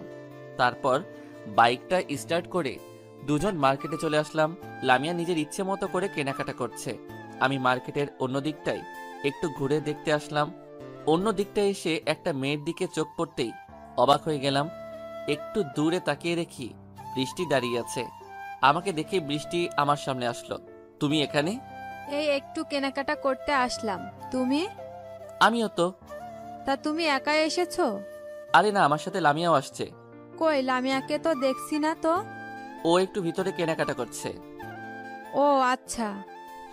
এমন সময় কারো ডাকে পিছনে ফিরে তাকালাম। পিছনে ফিরে তাকিয়ে দেখি লামিয়া দাঁড়িয়ে আছে। এই যে, শুনছো? কি হলো, তোমার কেনাকাটা শেষ? চলো এখন বাসায় যাই। আচ্ছা চলো। বৃষ্টি, এখন আসছি কেমন? আচ্ছা আসো। মার্কেট থেকে দুজন বেরিয়ে আসলাম। মার্কেট থেকে বেরিয়ে কিছু দূর আসার পর হঠাৎ করে লামিয়ার কাঁধে রাখা ব্যাগটা ছিনতাই হয়ে গেল। আমি ব্যাগটা ফিরিয়ে আনার জন্য ছিনতাইকারীর পিছন পিছন দৌড় দিলাম। কিছু পথ দৌড়ানোর পর আমি ব্যাগ ধরে লাথি মেরে লোকটাকে মাটিতে ফেলে দিলাম। লোকটা উঠেই আমাকে ছুরি দিয়ে আঘাত করলো। আমি ছুরিটা হাত দিয়ে আটকে ঘুরতেই আমার হাত কেটে রক্ত বেরোতে শুরু করলো। লোকটা আমাকে আঘাত করেই ব্যাগটা রেখে দৌড়ে পালিয়ে গেল। আমি সেখান থেকে লামিয়ার কাছে চলে আসলাম। আমাকে দেখে লামিয়া বলল, তোমার হাত তো অনেকটা কেটে গিয়েছে। এইটা কিছু না, একটু পর ঠিক হয়ে যাবে। কিছু না মানে? তোমার হাতটা দাও তো। আরে বললাম তো কিছু হয়নি। আমি তোমার হাতটা দিতে বলেছি। আমি আমার হাতটা লামিয়ার দিকে এগিয়ে দিলাম। লামিয়া ওর ব্যাগ থেকে ব্যান্ডেজটা বের করে আমার হাত ব্যান্ডেজ করে দিল। তারপর আমি বাইকটা স্টার্ট দিয়ে লামিয়াকে নিয়ে বাসায় চলে আসলাম। বাসায় এসে বাইকটা রেখে আমরা দুজন ভিতরে চলে আসলাম। ভেতরে আসতেই আম্মু এসে আমাদের সামনে দাঁড়ালো। কিরে, তোর হাতে ব্যান্ডেজ করা কেন? আসলে হয়েছে কি আম্মু? থাক, আপনাকে আর বানিয়ে মিথ্যা কথা বলতে হবে না। আসলে আম্মু, লামিয়া আম্মুকে সব কথা খুলে বলল। ডাক্তারের কাছে গিয়েছিলি? না আম্মু, লামিয়াই ব্যান্ডেজ করে দিয়েছে। আচ্ছা, যা হবার হয়েছে। আমি টেবিলে খাবার দিচ্ছি, এগুলো রেখে খাবার খেতে আয়, কেমন? আচ্ছা আম্মু। তারপর আমি আর লামিয়া রুমে চলে গেলাম। লামিয়া রুমে এসে কাপড় চোপড় রেখেই রুম থেকে বেরিয়ে গেল। আমি ফ্রেশ হয়ে খাবার রুমে চলে আসলাম। খাবার টেবিলে গিয়ে বসতেই লামিয়া আমার জন্য প্লেটে খাবার বেড়ে দিল। কিন্তু আমি খাবো কিভাবে? আমার হাত তো কাটা। এই কাটা হাত নিয়ে তো খাবার তুলতেও পারবো না। আমি চামিচ হাতে নিয়ে খাবার নাড়াচাড়া করছি আর এইসব কথা ভাবছি। এমন সময় লামিয়া বলল, কি হলো? খাচ্ছ না যে? আমার চামিচ দিয়ে খেতে ভালো লাগে না। তো কিভাবে খাবে? তুমি খাইয়ে দাও। আমি পারবো না। তাছাড়া অন্যরা দেখলে কি বলবে? কেউ কিছুই বলবে না, তুমি আমাকে খাইয়ে দাও। আচ্ছা, হা করো। লামিয়া ওর নিজ হাতে আমাকে খাইয়ে দিচ্ছে আর আমি অপলক দৃষ্টিতে তাকিয়ে আছি লামিয়ার দিকে। লামিয়ার উপর থেকে আমার চোখ যেন সরতেই চাইতেছে না। কিছু সময় পর আমি বললাম, তুমি খাবে না? তোমার খাওয়ার পর খাবো। তুমিও আমার সাথে খেয়ে নাও। না, আমি পরে খাবো। আমার সাথে খাইতে বলছে কিন্তু। চোখগুলো বড় বড় করে একটু রাগ দেখিয়ে বললাম, আচ্ছা, খাচ্ছি। তারপর লামিয়াও আমার সাথে খেয়ে উঠল। খাবার খাওয়ার পর আমি আমার রুমে চলে আসলাম। রুমে আসতে আমার ফোনটা বেজে উঠল।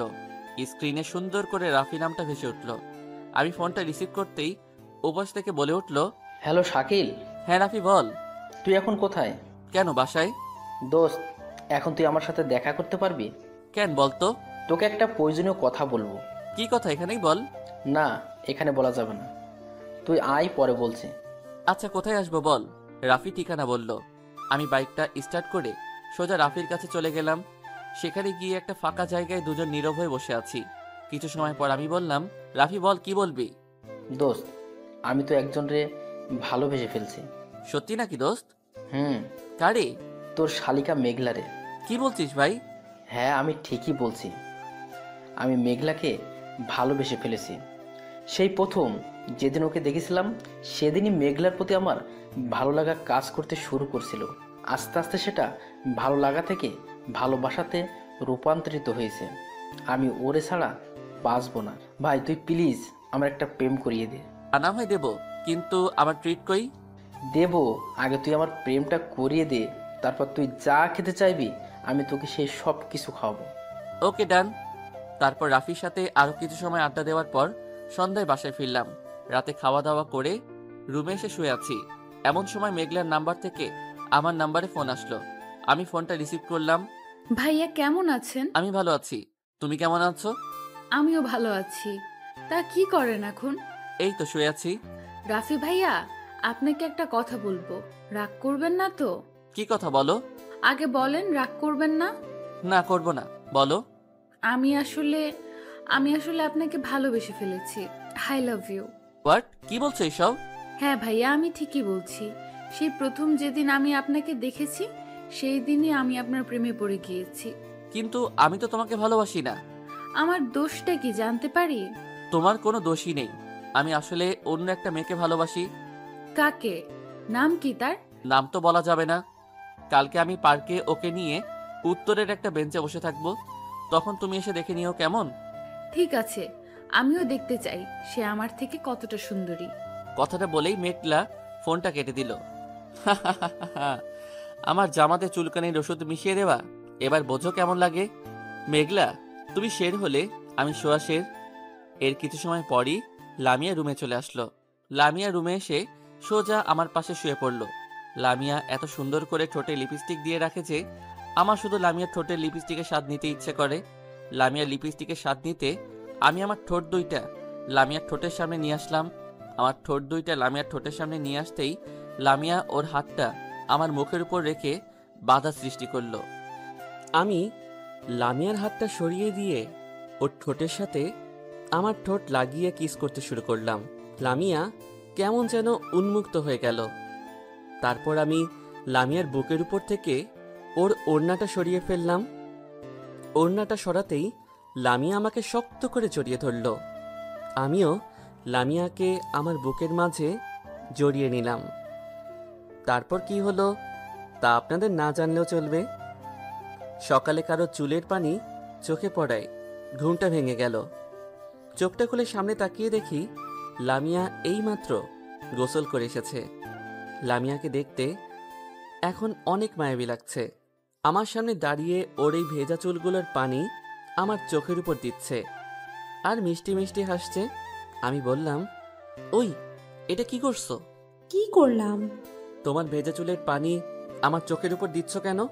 আমার ইচ্ছে হয়েছে তাই দিয়েছি। তাছাড়া এত বেলা হয়েছে, তাও ঘুম থেকে উঠছো না কেন? আর একটু ঘুমাই না। না, আর একটু ঘুমানো যাবে না। এখন ঘুমালে শুধু চুলের পানি না, পুরো বালতি ভর্তি পানি এনে উপরে ঢেলে দিব। তাই বুঝি? আমি লামিয়াকে টান দিয়ে আমার বুকের উপর ফেলে দিয়ে বললাম, এই ছাড়ো, ভালো হচ্ছে না কিন্তু। কি ভালো হচ্ছে না শুনি? আমার ঠোঁট দুইটা লামিয়ার দিকে এগিয়ে নিতে নিতে বললাম, এই না প্লিজ, এখন এইসব কিচ্ছু করো না। আমি এইমাত্র গোসল করে এসেছি। এখন তো আমি তোমার কোনো কথাই শুনবো না। আম্মু! কথাটা শুনেই আমি লামিয়াকে ছেড়ে দিলাম। লামিয়া আমার উপর থেকে উঠে দৌড়ে পালিয়ে গেল। কোথায় আম্মু? রুমের ভিতর কোথাও তো আম্মুকে দেখছি না। তার মানে লামিয়া আমাকে বোকা বানিয়েছে। তাই তো বলি, আম্মুর কথা বলেই এমন করে দৌড়ে পালিয়ে গেল কেন? উফ, আর একটু হলেই লামিয়ার ঠোঁটে লিপস্টিকের স্বাদ নিতাম, কিন্তু সেই সৌভাগ্য আর হয়ে উঠল না। আমি ফোনটা হাতে নিয়ে রাফিকে একটা ফোন করলাম। বেশ কয়েকবার রিং হওয়ার পর রাফি ফোনটা রিসিভ করলো। হ্যালো রাফি। হ্যাঁ বল। আজকে 10টায় কলেজ ক্যাম্পাসে আসতে পারবি? কেন বলতো? আসতে বলছি, আসবি। আচ্ছা। আমি ফোনটা রেখে দিলাম। তারপর বিছানা থেকে উঠে ফ্রেশ হয়ে খাওয়া দাওয়া করে বাইকটা নিয়ে সোজা কলেজ ক্যাম্পাসে চলে আসলাম। কলেজ ক্যাম্পাসে এসে দেখি রাফি ক্যাম্পাসের বটগাছটার নিচে বসে আছে। আমি বাইকের উপর থেকেই রাফিকে ডাক দিলাম, রাফি এদিকে আয়। কি বলবি বল। চল বাইকে ওঠ। কেন? তোকে উঠতে বলছি, ওঠ। রাফি বাইকে উঠে বসলো। আমি বাইকটা স্টার্ট দিয়ে পাড়ার লোকাল রাস্তা পেরিয়ে মেইন রাস্তায় উঠলাম। মেইন রাস্তা থেকে সোজা পার্কে চলে আসলাম। পার্কে এসে রাফিকে নিয়ে উত্তরের একটি বেঞ্চে বসলাম। বসে কিছু সময় অপেক্ষা করার পর আমি মেঘলাকে ফোন করলাম। হ্যালো মেঘলা, তুমি কোথায়? এই তো আমি পার্কের উত্তর দিকে আসছি। রাফি ভাইয়া, আমি আপনাকে দেখতে পেয়েছি। কথাটা বলেই মেঘলা ফোনটা রেখে দিয়ে সোজা আমাদের সামনে এসে দাঁড়ালো। আমাকে দেখে মেঘলা আর মেঘলাকে দেখে রাফি অবাক হয়ে গেল। আমি বললাম, এই যে শালিকা, এইভাবে কি দেখছো? মানে দুলা ভাই, আপনি এখানে? আমার বন্ধুর সাথে প্রেম করবে আর আমি থাকবো না? না দুলা ভাই, আপনি ভুল বুঝছেন। সে আসলে আমাকে না, অন্য একজনকে ভালোবাসে। হাসছেন কেন দুলা ভাই? ওইটা রাফির নাম্বার না, ওইটা আমার নাম্বার। আপনার নাম্বার? হ্যাঁ, আমার নাম্বার। তোমার সাথে এতদিন আমি মজা করেছি। রাফি অন্য মেয়েকে না, রাফি শুধু তোমাকে ভালোবাসে। কিন্তু আমি তো এখন ওনাকে ভালোবাসি না। কেন? দেখেন না দুলা ভাই, এখন পর্যন্ত আমাকে প্রপোজই করতে পারলো না, আর বলে কিনা ভালোবাসি। এদিকে রাফির দিকে তাকিয়ে দেখি রাফি আমাদের কথা শুনে অবাক দৃষ্টিতে তাকিয়ে আছে আমাদের দিকে। আমি এদিক ওদিক তাকিয়ে কোথাও ফুলের দোকান দেখতে পেলাম না। অবশেষে পাশের বাগান থেকে বাঁশের পাতা নিয়ে এসে রাফির হাতে দিয়ে বললাম, এই নে ধর। কি করবে এগুলো দিয়ে? কি করবি মানে? মেঘলারে প্রপোজ করবি? শেষ পর্যন্ত এই বাঁশের পাতা দিয়ে প্রপোজ করব? করবি, নে ধর। মেঘলার দিকে তাকিয়ে দেখলাম মেঘলা মিষ্টি মিষ্টি হাসছে। রাফি বাঁশের পাতাগুলো হাতে নিয়ে হাঁটু ভাঁজ করে বাঁশের পাতাগুলো মেঘলার দিকে এগিয়ে দিয়ে মেঘলাকে প্রপোজ করবে। মেঘলাও সেটা অ্যাকসেপ্ট করতে সময় নিল না। শুরু হলো ওদের নতুন পথ চলা। আমি বাইকের চাবিটা রাফির হাতে দিয়ে বললাম, এই নে বাইকের চাবি। এটা আমাকে দিচ্ছিস কেন? আজ সারাদিন বাইকটা তোর, তোর যেখানে ইচ্ছা সেখানে মেঘলাকে নিয়ে যাস। দোস্ত, তোকে কি বলে যে ধন্যবাদ দেব? আরে এখানে ধন্যবাদ দেওয়ার কি আছে? এইটা তোর ফ্রেন্ড হিসেবে তো আমার দায়িত্ব ছিল। আচ্ছা আমি এখন আসি তাহলে। তারপর পার্ক থেকে বেরিয়ে মেইন রাস্তায় চলে আসলাম। কিন্তু এ কি, রাস্তায় তো একটা রিক্সাও দেখছি না। এখন কি আমাকে হেঁটেই বাসে যেতে হবে? এতটা পথ হেঁটে গেলে তো আমার পায়ের 12টা বেজে যাবে। অবশেষে একটা রিক্সা দেখতে পেলাম। এই যে মামা, যাবেন? কোথায় যাবেন? আমি ঠিকানা বললাম। যাব, তবে 10টা টাকা বাড়াইয়ে দিয়েন। আচ্ছা চলেন। আমি রিক্সাতে উঠে বসলাম। রিক্সাতে উঠে বসতেই কোনো এক মেয়ের কথায় পেছনে ফিরে তাকালাম। পিছনে ফিরে তাকিয়ে দেখি বৃষ্টি দৌড়ে রিক্সার দিকে আসছে। এই যে মামা, আমিও যাব। বৃষ্টি, তুমি? হ্যাঁ আমি তোমার সাথে এক রিক্সায় গেলে তোমার কোনো সমস্যা হবে? আরে না, আমার কি সমস্যা হবে, ওঠো। তা এখন কোথায় গিয়েছিলে? এই পাশে একটা কাজ ছিল, সেখানে। বৃষ্টি রিক্সাতে উঠে বসলো। রিক্সা তার আপন গতিতে চলছে। একটুখানি ছুটে চলা, আবার একটুখানি জ্যামে আটকে থাকা, সব মিলিয়ে ভালোই লাগছিল। আমরা দুজন নীরব হয়ে বসে আছি, কেউ কোনো কথাই বলছি না। দেখতে দেখতে আমার বাসা চলে আসলো। আমি রিক্সা থেকে নেমে আমার এবং বৃষ্টির দুজনেরই ভাড়া দিয়ে চলে আসলাম। বৃষ্টি আমাকে ভাড়া দিতে দিচ্ছিল না, তবুও এক প্রকার জোর করে ভাড়াটা দিয়ে চলে আসলাম।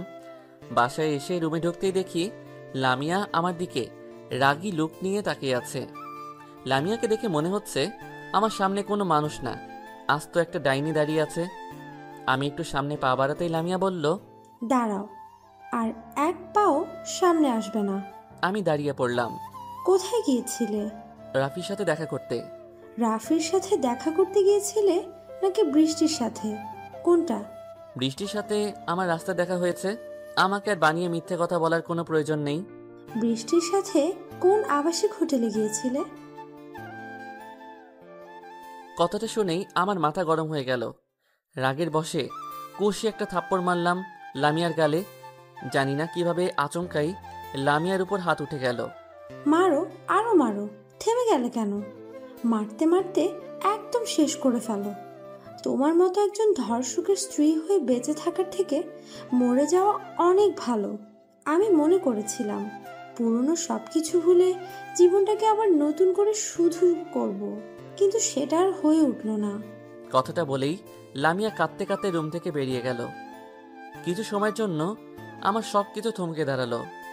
আমি সেখান থেকে ছাদে চলে আসলাম। ছাদে এসে অতীতে ছাদের কোণে লুকিয়ে রাখা সিগারেটের প্যাকেটটা বের করলাম। সিগারেটের প্যাকেট থেকে টানা 4টা সিগারেট একসাথে ধরিয়ে টানতে শুরু করলাম। সিগারেটের ধোঁয়া উড়াচ্ছি আর নিজের কষ্টগুলোকে বাষ্প করে উড়িয়ে দিচ্ছি। এরকম করতে করতে টানা 1 প্যাকেট সিগারেট শেষ করে ফেললাম। সন্ধ্যায় ছাদ থেকে নেমে রুমে চলে আসলাম। রুমে এসে সোজা বিছানায় গিয়ে শুয়ে পড়লাম। তার কিছু সময় পর লামিয়া রুমে চলে আসলো। লামিয়া রুমে এসে আমাদের দুজনের মাঝে একটা বালিশ রেখে শুয়ে পড়ল। আমি বললাম, এইটা কি করছো? আমি তোমার সাথে এভাবে ঘুমাতে পারবো না। তোমার সমস্যা হলে আমি নিচে ঘুমাইতেছি। থাক, এই শীতের রাতে তোমাকে আর কষ্ট করে নিচে ঘুমাতে হবে না। তুমি আমার সাথে বিছানায় ঘুমাতে পারো। কথাটা বলেই লামিয়া অন্যদিকে ঘুরে ঘুমিয়ে পড়ল। তার কিছু সময় পর আমিও ঘুমিয়ে পড়লাম। মাঝ রাতে কারো বিকট শব্দে ঘুমটা ভেঙে গেল। পাশে তাকিয়ে দেখি লামিয়া কেমন যেন করছে। ওর কপালে হাত রাখতেই আমার হাত জ্বলে যাচ্ছিল। আমার আর বুঝতে বাকি রইল না লামিয়া শরীরে জ্বর আসছে। জ্বরের কারণে ওর শরীর একদম পুড়ে যাচ্ছে। আমি বাটিতে পানি নিয়ে লামিয়ার কপালে জলপট্টি দিলাম। কিছু সময় পরপরই জলপট্টি শুকে যাচ্ছিল। লামিয়াকে জলপট্টি দিতে দিতে কখন যে ঘুমিয়ে পড়েছি বুঝতেই পারিনি। সকালে সূর্যের রশ্মি চোখে পড়ায় ঘুমটা ভেঙে গেল। ঘুম থেকে উঠে লামিয়ার দিকে তাকিয়ে দেখি লামিয়া এখনো ঘুমিয়ে আছে। আমি জ্বর দেখার জন্য লামিয়ার কপালে হাত রাখবো, এমন সময় লামিয়ার কথায় দাঁড়িয়ে পড়লাম। তুমি আমাকে একদম স্পর্শ করার চেষ্টা করবে না। কেন? আমি চাই না তুমি তোমার ওই অপবিত্র হাত দিয়ে আমাকে স্পর্শ করো। আমি তো এখন তোমার স্বামী। ধর্ষক কখনো কারো স্বামী হতে পারে না। হ্যাঁ, লামিয়া তো ঠিকই বলেছে। আমি তো একজন ধর্ষক, আর ধর্ষকের কখনো কারো স্বামী হওয়ার কোনো অধিকার নেই। আমি সেখান থেকে ওয়াশরুমে চলে গেলাম। ওয়াশরুম থেকে ফ্রেশ হয়ে রুমে চলে আসলাম। রুমে এসে দেখি আম্মু রুমে এসে লামিয়ার পাশে বসে আছে। আমি বললাম, আম্মু, এত সকালে তুমি এখানে? তোর কি একটু জ্ঞান বুদ্ধি নেই? কেন আম্মু? কেন মানে, লামিয়া জ্বরে বিছানা থেকে উঠতে পারছে না, আর তুই একবারও ডাক্তারকে ফোন করিসনি? আম্মু, আমার ডাক্তার লাগবে না, একাই ঠিক হয়ে যাবে। বৌমা, তুমি চুপ করে শুয়ে থাকো। কিরে তুই দাঁড়িয়ে আছিস কেন? ডাক্তারকে ফোন কর। করছি আম্মু। তারপর আমি টেবিল থেকে ফোনটা হাতে নিয়ে ডাক্তারকে ফোন করলাম। এইটা আমাদের পারিবারিক ডাক্তার। আমাদের পরিবারের কারো কোনো সমস্যা হলে ইনি চিকিৎসা করেন। 2-3 বার রিং হওয়ার পর ফোনটা রিসিভ করলো। আসসালামু আলাইকুম। ওয়ালাইকুম আসসালাম। ডাক্তার সাহেব, আমি শাকিল বলছিলাম। ও আপনি বলুন, কি জন্য ফোন করেছেন? আসলে ডাক্তার সাহেব, আমার স্ত্রীর খুব জ্বর। আপনি যদি এসে একটু দেখতেন তাহলে অনেক ভালো হতো। আচ্ছা, আমি কিছু সময় পর আসছি। তারপর আমি ফোনটা কেটে দিলাম। সকাল প্রায় 9টার দিকে ডাক্তার সাহেব আসলো। লামিয়াকে দেখে ওর জন্য কিছু ওষুধ দিয়ে গেল। আমি ডাক্তারকে বিদায় করে দিয়ে রুমে চলে আসলাম। রুমে এসে কিছু সময় কাটানোর পর খাবার রুমে চলে গেলাম। সেখান থেকে লামিয়ার জন্য কিছু খাবার নিয়ে রুমে প্রবেশ করলাম। রুমে এসে খাবারের প্লেটটা নিয়ে লামিয়ার সামনে আসলাম। নাও, খেয়ে নাও। আমি খাবো না। খেয়ে নাও বলছি। এগুলো খেয়ে আবার ওষুধ খেতে হবে। হা করো, আমি খাইয়ে দিচ্ছি। আমি বলছি তো খাবো না। আমি লক্ষ্য করলাম কথাগুলো বলতে বলতে লামিয়ার 2 চোখের কোণে পানি চলে আসছে। কথাটা বলেই লামিয়া রাগের বশে খাবারের প্লেটটা ছুঁড়ে মাটিতে ফেলে দিল। খাবারের প্লেটটা মাটিতে ফেলে দিতেই বিকট একটা আওয়াজ হলো। আওয়াজটা শুনেই পাশের রুম থেকে আম্মু চলে আসলো। আম্মু এসে বলল, কিরে কি হয়েছে? কিছু না আম্মু। কিছু না মানে? তাহলে এত বিকট শব্দ হলো কেন? হাত থেকে খাবারের প্লেটটা পড়ে গিয়েছে। একটু সাবধানে কাজ করতে পারিস না? তুই গিয়ে খাবার নিয়ে আয়, আমি লামিয়াকে খাইয়ে দিচ্ছি। তারপর আমি সেখান থেকে খাবার রুমে চলে আসলাম। খাবার রুম থেকে অন্য একটা প্লেটে লামিয়ার জন্য খাবার নিয়ে আসলাম। আম্মু লামিয়াকে নিজ হাতে খাবার খাইয়ে দিল। রাতে ফোনটা রুমের ভিতর চার্জে দিয়ে খাবার খাওয়ার জন্য খাবার রুমে চলে আসলাম। এসে দেখি সবাই খাবার টেবিলে বসে আমার জন্য অপেক্ষা করছে, শুধুমাত্র লামিয়া ছাড়া। লামিয়ার অসুস্থতার জন্য আম্মু ওকে আগে খাইয়ে দিয়ে এসেছে। আমি গিয়ে টেবিলে বসতেই আম্মু আমার জন্য প্লেটে খাবার বেড়ে দিল। আমি খাবার আঙুল দিয়ে আওড়াচ্ছি আর বসে বসে লামিয়ার আমার প্রতি জন্মানো ঘৃণার কথা ভাবছি। এমন সময় আমার ছোট বোন সোনিয়ার কথায় বাস্তবে ফিরলাম। কি রে ভাইয়া, তুই খাচ্ছিস না কেন? কই, খাচ্ছি তো। শাকিল, বৌমার জ্বরের এখন কি অবস্থা? পূর্বের থেকে একটু কমেছে আব্বু। ওষুধগুলো ঠিক মতো খাওয়াচ্ছিস তো? হুম। আচ্ছা, এখন চুপচাপ খেয়ে নে। তারপর আমি খাওয়া দাওয়া করে রুমে চলে আসলাম। রুমের সামনে আসতেই আমার ফোনটা বেজে উঠল। আমি রুমে আসার পূর্বেই লামিয়া ফোনটা রিসিভ করলো। আসসালামু আলাইকুম। ওপাশের কথা শোনা যাচ্ছে না। আছে, তবে আপনি কে? ওপাশের কথা শোনা যাচ্ছে না। ও তুমি? ওপাশের কথা শোনা যাচ্ছে না। আমি লামিয়া। ভালো। এমন সময় আমি রুমের ভিতর ঢুকলাম। রুমের ভিতর ঢুকতেই লামিয়া আমার হাতে ফোনটা দিয়ে বলল, নাও কথা বলো। কে ফোন করেছে? কথা বললেই বুঝতে পারবে। লামিয়া আমার হাতে ফোনটা দিয়ে অন্যরকম একটা মুড নিয়ে বিছানায় গিয়ে শুয়ে পড়ল। আমি রুম থেকে বেরিয়ে বারান্দায় চলে আসলাম। হ্যালো, কে বলছেন? শাকিল, আমি বৃষ্টি। ও তুমি? কেমন আছো? ভালো। তুমি কেমন আছো? আমিও ভালো আছি। কি করো এখন? আমি শুয়ে আছি। তুমি কি করো? এরকম আরো কিছু সময় কথা বলার পর আমি রুমে চলে আসলাম। রুমে এসে লামিয়ার দিকে লক্ষ্য করলাম ওর 2 চোখ দিয়ে অশ্রু ঝরছে। আমাকে দেখে লামিয়া ওর 2 চোখের পানি মুছে ফেলল। আমি সোজা বিছানায় গিয়ে শুয়ে পড়লাম। এভাবে কাটতে থাকলো সময়। পেরিয়ে যেতে থাকলো দিনের পর দিন। কয়েকদিন পর ছাদের উপর গিয়ে একটা সিগারেট ধরালাম। সিগারেটটা ধরিয়ে আপন মনে কাঁদতে শুরু করলাম।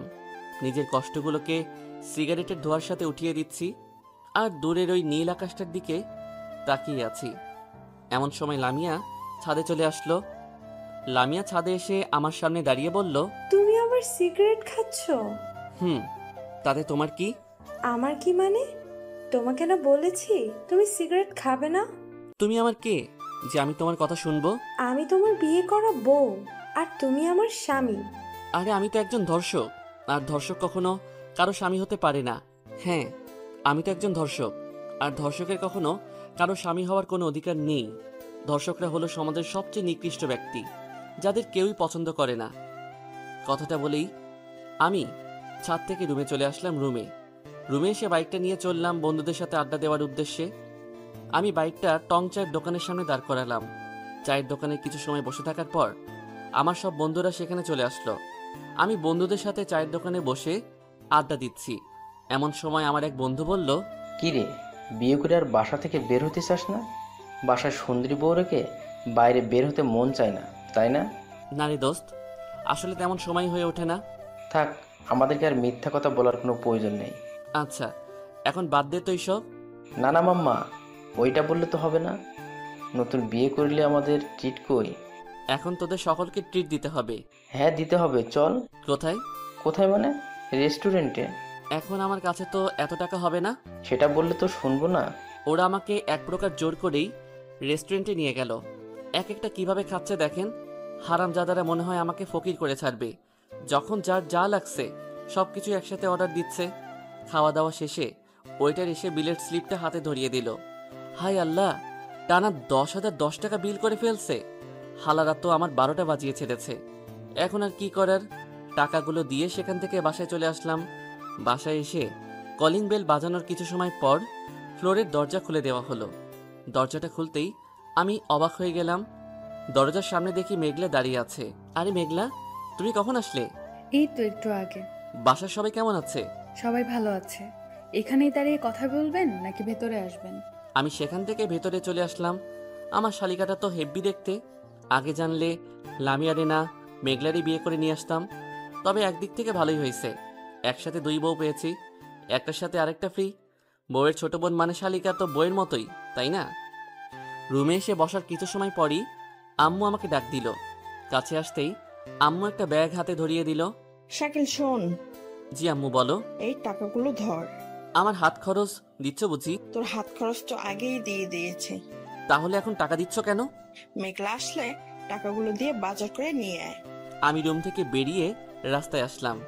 রাস্তায় এসে একটা রিক্সা নিয়ে বাজারে চলে গেলাম। এক একটা জিনিসের কি দাম রে বাবা!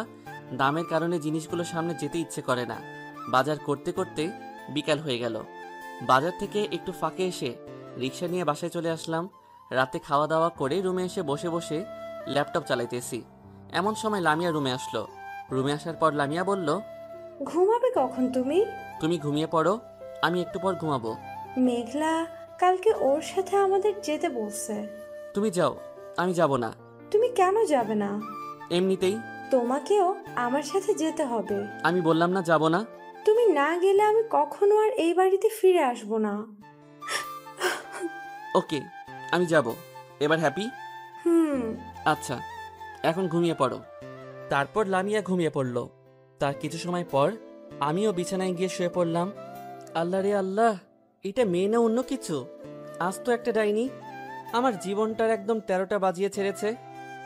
সকালে কারো উচ্চ শব্দের কারণে ঘুমটা ভেঙে গেল। ঘুম থেকে উঠে বিছানার সামনে তাকিয়ে দেখি লামিয়া দাঁড়িয়ে আছে। ওই ওঠো, এত বেলা করে ঘুমাচ্ছ কেন? উঠবে নাকি বিছানার উপর পানি ঢেলে দিব? পানির কথা শুনেই আমি বিছানা থেকে উঠে পড়লাম। একে তো শীতের সময়, তার উপর সকালবেলা। এখন পানি ঢেলে দিলে আমার কি অবস্থা হবে তা ভাবতেই শরীরে কাঁটা দিয়ে উঠছে। আমি বিছানা থেকে উঠে বললাম, কি হয়েছে?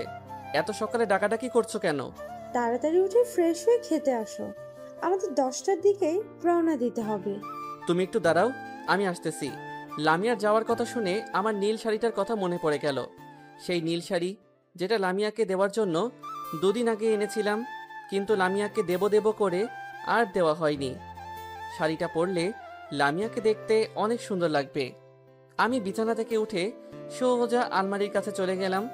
সেখান থেকে শাড়ির ব্যাগটা নিয়ে এসে লামিয়ার হাতে দিলাম। এইটা কি? ব্যাগটা খুললেই বুঝতে পারবে। এত সুন্দর শাড়ি? তোমার জন্য। কিন্তু আমি তো শাড়ি পরতে পারি না। চেষ্টা করো, দেখো ঠিক পারবে। তারপর আমি সেখান থেকে ফ্রেশ হতে চলে গেলাম। ফ্রেশ হয়ে ডাইনিং রুমে চলে আসলাম। ডাইনিং রুমে এসে দেখলাম শুধু আমি ছাড়া সবাই খাওয়া দাওয়া করে চলে গিয়েছে। আমি গিয়ে বসতেই আম্মু আমার জন্য খাবার বেড়ে দিল। সকালের খাবার খেয়ে রুমে চলে আসলাম। রুমের দরজার সামনে আসতেই দেখি লামিয়া শাড়ি পরার চেষ্টা করছে, কিন্তু কিছুতেই পারছে না। আমি লামিয়ার দিকে আর চোখে তাকালাম। লামিয়া আমার দিকে তাকিয়ে বলল, ওই এভাবে তাকিয়েছো কেন? তোমার শাড়ি পরা দেখছি। মজা নিচ্ছ তাই না? মজা নেব কেন? তুমি তো জানো আমি শাড়ি পরতে পারি না। শাড়িটা একটু পরিয়ে দেবে? আমি পারবো না পরাতে। পরিয়ে দাও না প্লিজ। কি আর করব, একে তো মেয়ে মানুষ, তার উপর ঘরের বউ, তার অনুরোধ কি আর ফেলতে পারি। আমি লামিয়ার সামনে চলে আসলাম। লামিয়ার সামনে এসে শাড়িটা নিয়ে লামিয়াকে পরিয়ে দিলাম। শাড়িটা পরানোর সময় হাতের 3 আঙ্গুল দিয়ে ভাঁজ করে কোমরের ভিতর গুজে দিতেই লামিয়া কেমন জানি শিউরিয়ে উঠে আমাকে শক্ত করে জড়িয়ে ধরল। এমন সময় মেঘলা রুমে চলে আসলো। মেঘলাকে দেখেই লামিয়া আমাকে ছেড়ে দিল। দুলা ভাই, আপনি তো বেশ ভালো শাড়ি পরাতে পারেন। তাই বুঝি? হ্যাঁ, তাই তো দেখছি।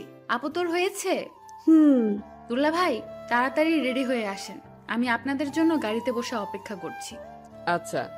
তারপর মেঘলা রুম থেকে বেরিয়ে গেল। আমরা দুজনে রেডি হয়ে গাড়ির সামনে চলে আসলাম।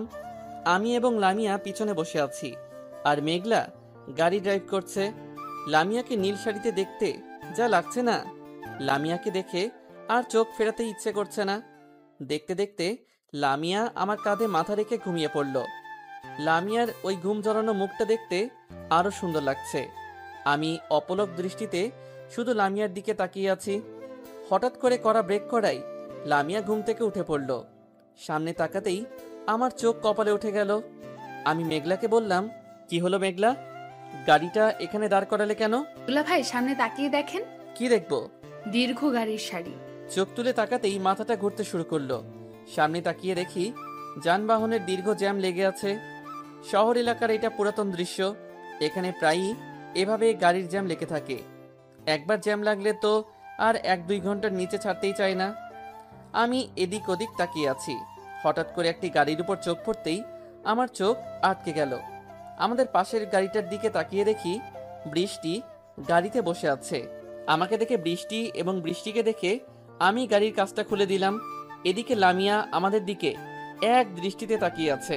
এই যে বউকে নিয়ে এদিকে কোথায় যাচ্ছ? কোথায় আর, বউয়ের বাপের বাড়ি, মানে আমার শ্বশুর বাড়ি। ও, তুমি কোথায় যাচ্ছ? সামনে একটা কাজ ছিল, সেটা সেরে আসছি। বাহ লামিয়া, তোমাকে নীল শাড়িতে তো বেশ সুন্দর লাগছে। এটা ওনার পছন্দ করা শাড়ি। যাই বলো, শাকিলের পছন্দ আছে কিন্তু। কথা বলতে বলতে এক পর্যায়ে জ্যামটা ছেড়ে গেল। গাড়ি আবার তার নিজ গতিতে চলতে শুরু করলো।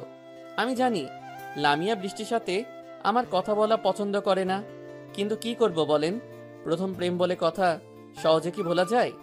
আমি যখন বৃষ্টির সাথে কথা বলছিলাম, লামিয়া তখন আমার দিকে রাগী লোক নিয়ে তাকিয়েছিল। লামিয়ার মনের মধ্যে তখন অন্য একটা ঝড় বইছিল। লামিয়া জানালা দিয়ে বাহিরে তাকিয়ে আছে আর নীরবে 2 চোখের অশ্রু ফেলছে। লামিয়া আমার আর বৃষ্টির কথা বলা একদমই সহ্য করতে পারে না।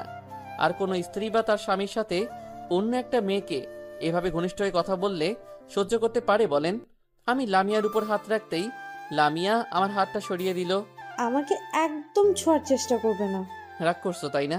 আমি কারো উপর রাগ করি না। আর আমি তোমার কে যে তোমার উপর রাগ করব? তুমি আমার বিয়ে করা বউ। তুমি যদি আমাকে বউ বলেই মানতে, তাহলে আর এমনটা করতে পারতে না। কেমন করলাম? তুমি সেটা ভালো করেই জানো। আর নিজের স্বামী অন্য একজনের সাথে কথা বললে কারই বা ভালো লাগে? কথাটা বলতে বলতে লামিয়ার 2 চোখ বেয়ে অশ্রু নেমে আসলো। লামিয়া আমাকে শক্ত করে জড়িয়ে ধরে আরো উচ্চস্বরে কান্না করতে শুরু করলো। আমি লামিয়াকে আমার বুকে জড়িয়ে নিয়ে ওকে সান্ত্বনা দেওয়ার চেষ্টা করছি। সত্যি তো, নিজের স্বামীর সাথে অন্য একজনকে এভাবে ক্লোজভাবে কথা বলতে দেখলে কারই বা ভালো লাগবে বলেন? লামিয়াকে সান্ত্বনা দেওয়ার কোনো ভাষা যে আমার জানা নেই। দেখতে দেখতে গাড়িটা লামিয়াদের বাসার সামনে চলে আসলো। আপু তোরা যা, আমি গাড়িটা রেখে আসছি। ওকে। লামিয়া ওর 2 চোখের অশ্রু মুছে রুমের সামনে এসে কলিং বেল বাজাতেই লামিয়ার মা, মানে আমার শাশুড়ি মা, এসে দরজা খুলে দিল। আমাদেরকে দেখে সে অনেক খুশি হয়েছে। কিরে মা, কেমন আছিস? আমি ভালো আছি, তোমরা কেমন আছো? আমরাও ভালো আছি। তা জামাইকে নিয়ে এভাবেই দাঁড়িয়ে থাকবি নাকি ভিতরে নিয়ে আসবি? যাচ্ছি, চলো। আমরা রুমের ভিতর ঢুকলাম। আমি জানি লামিয়ার মনের ভিতর এখনো ঝড় বইছে, কিন্তু লামিয়া সেটা প্রকাশ করছে না। বুকে পাথর বেঁধে সবকিছু সহ্য করে নিচ্ছে। রুমে এসে জিনিসপত্র রেখে ওয়াশরুমে চলে গেলাম। ফ্রেশ হয়ে আসতেই মেঘলা রুমে চলে আসলো। মেঘলা এসে বলল, আপু আম্মু তোদের খেতে ডাকছে। তুই যা, আমরা আসতেছি। তাড়াতাড়ি আসিস কিন্তু। যা। মেঘলা রুম থেকে বেরিয়ে গেল। আমি বিছানায় এসে বসে পড়লাম। লামিয়া একবার আমার দিকে তাকিয়ে আবার চোখটা নামিয়ে নিয়ে ড্রেস চেঞ্জ করার জন্য ওয়াশরুমে চলে গেল। ড্রেস চেঞ্জ করে এসে আমার দিকে তাকিয়ে বলল, চলো এবার। কোথায়? কোথায় মানে? ড্রয়িং রুমে। তুমি যাও, এখন আমার ক্ষুধা নেই। ক্ষুধা নেই মানে? খাবে, চলো বলছি। লামিয়া আমাকে এক প্রকার জোর করেই ডাইনিং রুমে নিয়ে গেল। লামিয়ার মতো এমন মায়াবী একটা বউকে রেখে অন্য মেয়ের দিকে তাকানো কি আমার ঠিক হচ্ছে? মেয়েটা আমাকে অনেক ভালোবাসে, আমার কত কেয়ার করে। আজ পর্যন্ত আমাকে না খাইয়ে ও একটা দানাও কোনোদিন মুখে দেয়নি। ওর মতো একটা লক্ষ্মী মেয়েকে রেখে অন্য মেয়ের সাথে সময় কাটানো আমার একদমই ঠিক হয়নি। আমি আর বৃষ্টির সাথে কোনো যোগাযোগই রাখবো না। বৃষ্টিকে নিয়ে আমি আর ভাববো না। লামিয়ার মতো এমন মায়াবী একটা বউকে রেখে অন্য মেয়ের দিকে তাকানো কি আমার ঠিক হচ্ছে? মেয়েটা আমাকে অনেক ভালোবাসে, আমার কত কেয়ার করে। আজ পর্যন্ত কোনো দিন আমাকে না খাইয়েও একটা দানাও মুখে তোলেনি। ওর মতো একটা লক্ষ্মী মেয়েকে রেখে অন্য মেয়ের সাথে সময় কাটানো আমার একদমই ঠিক হয় না। আমি আর বৃষ্টির কথা ভাববো না, ওর সাথে কোনো যোগাযোগও রাখবো না। এসব কথা ভাবতে ভাবতে ডাইনিং রুমে চলে আসলাম। ডাইনিং রুমে এসে লামিয়া আমার পাশের চেয়ারটাতে বসলো। মেঘলা আমাদের জন্য প্লেটে খাবার বেড়ে দিল। খাবার খাওয়ার এক পর্যায়ে হঠাৎ করে আমি বিষম খেলাম। লামিয়া গ্লাসে পানি নিয়ে আমার মুখের সামনে ধরলো। আমি একবার গ্লাসের দিকে তাকিয়ে আবার লামিয়ার মুখের দিকে তাকালাম। লামিয়ার ওই মায়াবী মুখটার দিকে তাকাতেই আমি স্বাভাবিক হয়ে গেলাম। সত্যি অন্যরকম একটা মায়া আছে লামিয়ার মুখে। রাতে বাসার ছাদে বসে আছি আর দূরের ওই মেঘাচ্ছন্ন আকাশটার দিকে তাকিয়ে আছি। দক্ষিণ দিকে ঠান্ডা হাওয়া, মেঘাচ্ছন্ন আকাশ, একটু পরপর বিদ্যুৎ চমকে চারদিকে আলো ছড়ানো, সব মিলিয়ে ভালোই লাগছিল। এমন সময় কারো কথায় পিছনে ফিরে তাকালাম। পিছনে তাকিয়ে দেখি লামিয়া দাঁড়িয়ে আছে, হাতে লাল চুড়ি, পায়ে আলতা, ঠোঁটে লিপস্টিক, সব মিলিয়ে বেশ সুন্দর লাগছে লামিয়াকে। এখানে এভাবে দাঁড়িয়ে আছো কেন? রুমে বসে ভালো লাগছিল না, তাই একটু ছাদে আসলাম। ছাদে দাঁড়িয়ে কি করছো? এই মেঘাচ্ছন্ন আকাশটাকে দেখছিলাম। রুমে চলো, আর একটু পর বৃষ্টি নেমে পড়বে। কথাটা বলার সাথে সাথে জোরে একটা বিদ্যুৎ চমকালো। লামিয়া ভয় পেয়ে আমাকে শক্ত করে জড়িয়ে ধরল। মেয়েদের হাড় দুর্বল, তাই এমনটা হয়ে থাকে। কোনো উচ্চ শব্দ পেলেই মেয়েরা চমকে ওঠে। লামিয়ার বেলায়ও তার ব্যতিক্রম হয়নি। দেখতে দেখতে আকাশের বুক থেকে হালকা হালকা বৃষ্টি নামতে শুরু করলো। এদিকে লামিয়া এখন আমাকে জড়িয়ে ধরে আছে। লামিয়া চলো রুমে যাই, আর একটু পর মুষলধারে বৃষ্টি নামতে শুরু করবে। আমি তোমার সাথে বৃষ্টিতে ভিজবো, চলো না দুজন বৃষ্টিতে ভিজি। পাগলামি করো না, বৃষ্টিতে ভিজলে তোমার জ্বর আসবে। আসুক, তাতে কি, আমি বৃষ্টিতে ভিজবো ব্যাস। ঠিক আছে তুমি ভেজো, আমি চললাম। কথাটা বলেই আমি ছাদ থেকে নিচে নেমে আসলাম। লামিয়াও আমার পিছন পিছন নিচে চলে আসলো। আমি জানতাম আমি না ভিজলে লামিয়াও ভিজবে না, আর তাছাড়া এখন ভিজলে জ্বর তো নিশ্চিতভাবে আসবে। রুমে এসে বিছানায় গিয়ে শুয়ে পড়লাম। কিছু সময় পর লামিয়াও এসে আমার পাশে শুয়ে পড়ল। আকাশের বুক চিরে মুষলধারে বৃষ্টি নামতে শুরু করলো। বাহিরের বৃষ্টি ঠান্ডা হাওয়ায় দু চোখে ঘুম চলে আসছে। হঠাৎ করে আবার বিদ্যুৎ চমকালো। লামিয়া ওর বুকের সাথে আমার বুক লাগিয়ে আমাকে শক্ত করে জড়িয়ে ধরে ঘুমিয়ে পড়ল। সকালে ঘুম থেকে উঠে দেখি লামিয়া আমার বুকের উপর মাথা রেখে ঘুমিয়ে আছে। আমি লামিয়ার মাথায় হাত বুলিয়ে দিচ্ছি আর ওর দিকে অপলক দৃষ্টিতে তাকিয়ে আছি। লামিয়াকে যতই দেখছি ততই ওর মায়ায় জড়িয়ে যাচ্ছি। কেন জানি না, লামিয়ার প্রতি আমার ভালো লাগা কাজ করতে শুরু করেছে। ওর মতো একটা নিষ্পাপ মেয়েকে আমি নরপশুর মতো একসময় ধর্ষণ করেছিলাম। এইটা ভাবতেই নিজের উপর নিজেরই রাগ হচ্ছে। এমন সময় কারো কথায় ঘোর কাটলো আমার। এদিকে লামিয়া ঘুম থেকে উঠে পড়ল। দুলা ভাই আসতে পারি? আরে মেঘলা আসো, আপনার জন্য চা নিয়ে এসেছি। টেবিলে রেখে যাও। আচ্ছা দুলা ভাই, একটা কথা বলি। বলো। আপনাদের রোমান্সটা দরজা আটকে করলে ভালো হয় না? তুই গেলি এখান থেকে? কথাটা বলতেই মেঘলা চায়ের কাপ টেবিলে রেখে মিষ্টি মিষ্টি হাসতে হাসতে দৌড়ে চলে গেল। এদিকে লামিয়া লজ্জায় বিছানার পাশ থেকে ওড়নাটা নিয়ে শরীরের উপর দিয়ে ওয়াশরুমে চলে গেল। সেই কখন থেকে ডাইনিং রুমে সকলে বসে আছি। লামিয়ার বাবা, মানে আমার শ্বশুর মশাইয়ের জন্য। এদিকে আমার ক্ষুধায় পেট জ্বলে যাচ্ছে। এখন পর্যন্ত তার আসার কোনো নাম গন্ধই নেই। ওই তো উনি চলে এসেছেন। লামিয়ার বাবা এসে আমার সামনের চেয়ারটাতে বসলো। কিরে, জামাইকে এখনো পর্যন্ত খাবার দিসনি কেন? আব্বু দুলাভাই বলছিল আপনার সাথে খাবে। তাই বলে এত সময় বসিয়ে রাখবি? না বাবা, ঠিক আছে। জামাইকে খেতে দে।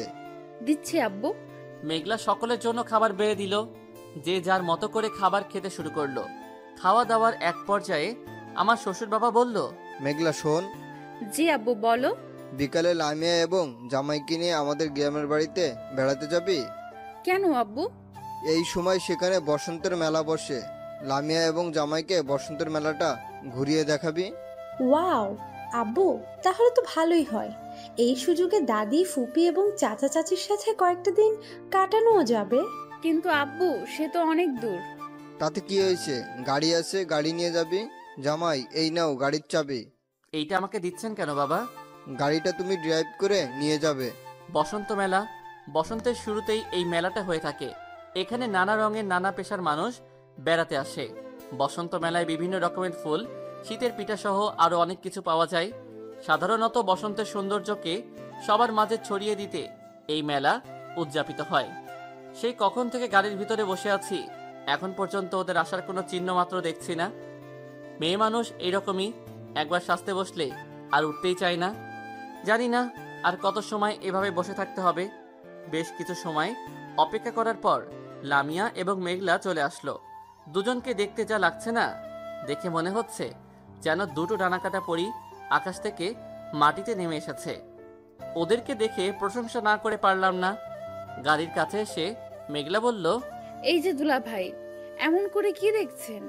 তোমাকে। আমাকে আবার দেখার কি হলো? শাড়িতে তোমাকে বেশ লাগছে কিন্তু। তাই নাকি দুলাভাই? তাই তো দেখছি। আমার দিকে চোখটা না দিয়ে আপনার বউয়ের দিকে দেন। তুমি তো আমার সেকেন্ড বউ। কি বলছেন? তাই তো। বউয়ের ছোট বোন মানে শালিকা, তো বউয়ের মতোই তো, তাই না? হয়েছে, আর মজা করতে হবে না, এবার চলো। চলো। তারপর গাড়িটা স্টার্ট করলাম। গাড়িটা নিজ গতিতে চলছে। নানা রঙের মানুষের নানা জায়গায় ছুটে চলার পথ একটাই। এখানে বিভিন্ন গাড়ি বিভিন্ন গতিতে ছুটে চলেছে। প্রায় 3 ঘন্টা অপেক্ষার পর হাইওয়ে পেরিয়ে গ্রামের লোকাল রাস্তায় ঢুকলাম। গ্রামের রাস্তায় পথ চলার মজাটাই অন্যরকম। চারিদিকে মনোমুগ্ধকর প্রাকৃতিক সৌন্দর্য। কৃষক ফসলি জমিতে ফসল ফলাচ্ছে। গাছে গাছে বসন্তের ফুল ফুটে রয়েছে। পাখিরা কিচির মিচির করে ডাকছে। সব মিলিয়ে ভালোই লাগছিল। হঠাৎ করে একটা পিচ্চি মেয়ে হাতে ফুলের ঝুড়ি নিয়ে রাস্তার একপাশে দাঁড়িয়ে গাড়িটা থামানোর জন্য হাত দিয়ে ইশারা দিল। মেয়েটার পরনে একটা লাল জামা। জামাটার বিভিন্ন জায়গায় সেলাই করা এবং অনেক ময়লা জমানো। আমি গাড়িটা দাঁড় করালাম। গাড়িটা দাঁড় করিয়ে গ্লাসটা খুলে দিতেই মেয়েটা বলল, ভাইয়া, আপুদের জন্য 2টা ফুল নেন না। আমাদের তো এখন ফুল লাগবে না। নেন না ভাইয়া, আজ একটা ফুলও বিক্রি হয়নি। ঘরে আমার অসুস্থ মা রয়েছে। ফুলগুলো বিক্রি করে মার জন্য কিছু খাবার নিয়ে যেতে হবে। তুমি খেয়েছো? না ভাইয়া, আমি খেলে মার জন্য ওষুধ নিয়ে যেতে পারবো না। বাড়িতে তোমার কে কে আছে? একমাত্র মা ছাড়া আমার আর কেউ নেই। তোমার বাবা নেই? না, আমার জন্মের 2 বছর পরই বাবা মারা গেছে। মেয়েটার কথাগুলো শুনে অজান্তেই চোখের কোণা দিয়ে অশ্রু চলে আসলো। আমি মানিব্যাগ থেকে 1000 টাকার 2টা নোট বের করে মেয়েটার হাতে দিলাম। ভাইয়া, এত টাকা দিচ্ছেন কেন? আমার ফুলের দাম তো মাত্র 50 টাকা। এই টাকাগুলো দিয়ে তুমি রেস্টুরেন্টে গিয়ে কিছু খেয়ে তোমার মায়ের জন্য খাবার এবং ওষুধ নিয়ে যাবে। না ভাইয়া, এই টাকাগুলো আমি নিতে পারবো না। কেন? আমার মা বলেছে কারো কাছ থেকে যেন বিনা কাজে কোনো টাকা না নেই। বড় ভাই থেকে টাকা নিতে কোনো কাজ করার প্রয়োজন হয় না বলেই পিচ্চিটার হাতে টাকাগুলো দিয়ে চলে আসলাম। আমাদের গাড়িটা যতদূর পর্যন্ত দেখে যাচ্ছিল, পিচ্চিটা ততদূর পর্যন্ত আমার দিকে অবাক দৃষ্টিতে তাকিয়েছিল। আজকালকার দিনে কয়জনই বা ওদের মতো অসহায় মানুষদের কথা ভাবে? সবাই শুধু তাদের তুচ্ছ তাচ্ছিল্য করে। কেউ তাদের দিকে করুণার দৃষ্টিতেও তাকায় না। সবাই তাদেরকে ঘৃণার দৃষ্টিতে দেখে। আরো কিছু পথ চলার পর গাড়িটা লামিয়াদের গ্রামের বাড়িতে ঢুকালাম। বাহ, গাড়িটা বেশ সুন্দর দেখতে তো। বাড়ির চারদিকটা ঘিরে নারিকেল এবং সুপারি গাছ। গেটের সামনে বিভিন্ন রকমের ফুলের গাছ। বাড়ির পাশে বিশাল বড় একটা পুকুর। বাড়িটাকে দেখে মনে হচ্ছে প্রকৃতি যেন তার সব সৌন্দর্য এখানে উজাড় করে দিয়েছে। আরে লামিয়া, তোরা কখন আসলি? এই তো মাত্র আসলাম। আসতে কোনো অসুবিধা হয়নি তো? না চাচি আম্মা। মা দেখেন কারা এসেছে। কি হয়েছে বৌমা? এত ডাকাডাকি করতেছো কেন? ও মা গো, এ কি দেখছি? এতদিন পর তোদের দাদির কথা মনে পড়লো? না দাদি, তোমার কথা তো আমাদের সব সময় মনে পড়ে। আমি গাড়িটা রেখে এসে লামিয়ার পাশে দাঁড়ালাম। আসসালামু আলাইকুম। ওয়ালাইকুম আসসালাম। আরে নাতনি জামাই যে, কেমন আছো ভাই? আমি ভালো আছি, আপনি ভালো আছেন তো? আমার আর ভালো থাকা, এই অসুস্থ শরীর নিয়ে ভালোভাবে হাঁটা মেলাও করতে পারি না। লামিয়া, জামাইকে নিয়ে আসবি, একটাবার ফোন করে বলবি না? তোমাদের জামাইকে গ্রামের বসন্ত মেলা দেখাতে নিয়ে আসলাম। ভালো করছিস, এখন তোরা রুমে যা। তারপর আমরা সকলে রুমে চলে আসলাম। অনেকটা পথ জার্নি করে এসেছি, শরীরটা অনেক খারাপ লাগছে, তাই একটু বিশ্রাম নেওয়ার জন্য বিছানায় শুয়ে পড়লাম। শুয়ে থাকতে থাকতে কখন যে ঘুমিয়ে পড়েছি বুঝতেই পারিনি। রাতে লামিয়া এসে ঘুম থেকে উঠিয়ে খাবার খাওয়ার জন্য ডাইনিং রুমে নিয়ে গেল। খাওয়া দাওয়া করে রুমে চলে আসলাম। রুমে এসে কিছু সময় বসে থাকার পর লামিয়া রুমে চলে আসলো। রুমে এসে দরজাটা লাগিয়ে দিয়ে বিছানার সামনে আসতেই একটা চিৎকার দিয়ে আমাকে জড়িয়ে ধরলো। কি হয়েছে লামিয়া, এমন করছো কেন? লামিয়া কিছু বলছে না, শুধু আমাকে শক্ত করে জড়িয়ে ধরে আছে। কি হলো, বলো কি হয়েছে? ওই দিকে দেখো। কি দেখবো? আরে দেখোই না। আমি রুমের দেওয়ালের দিকে তাকালাম। হাসছো কেন? আরে ওইটা তো একটা আরশোলা। তুমি জানো না আমি আরশোলা দেখে অনেক ভয় পাই? আচ্ছা দাঁড়াও, আমি আরশোলাটাকে তাড়িয়ে দিচ্ছি। আমি লামিয়াকে আমার বুকে জড়িয়ে নিয়ে ঘুমিয়ে পড়লাম। আমাদেরকে দেখে মনে হচ্ছে যেন দুটি মনের একটি দেহ। সকালে ঘুম থেকে উঠে ফ্রেশ হয়ে হালকা কিছু নাস্তা করে নিলাম।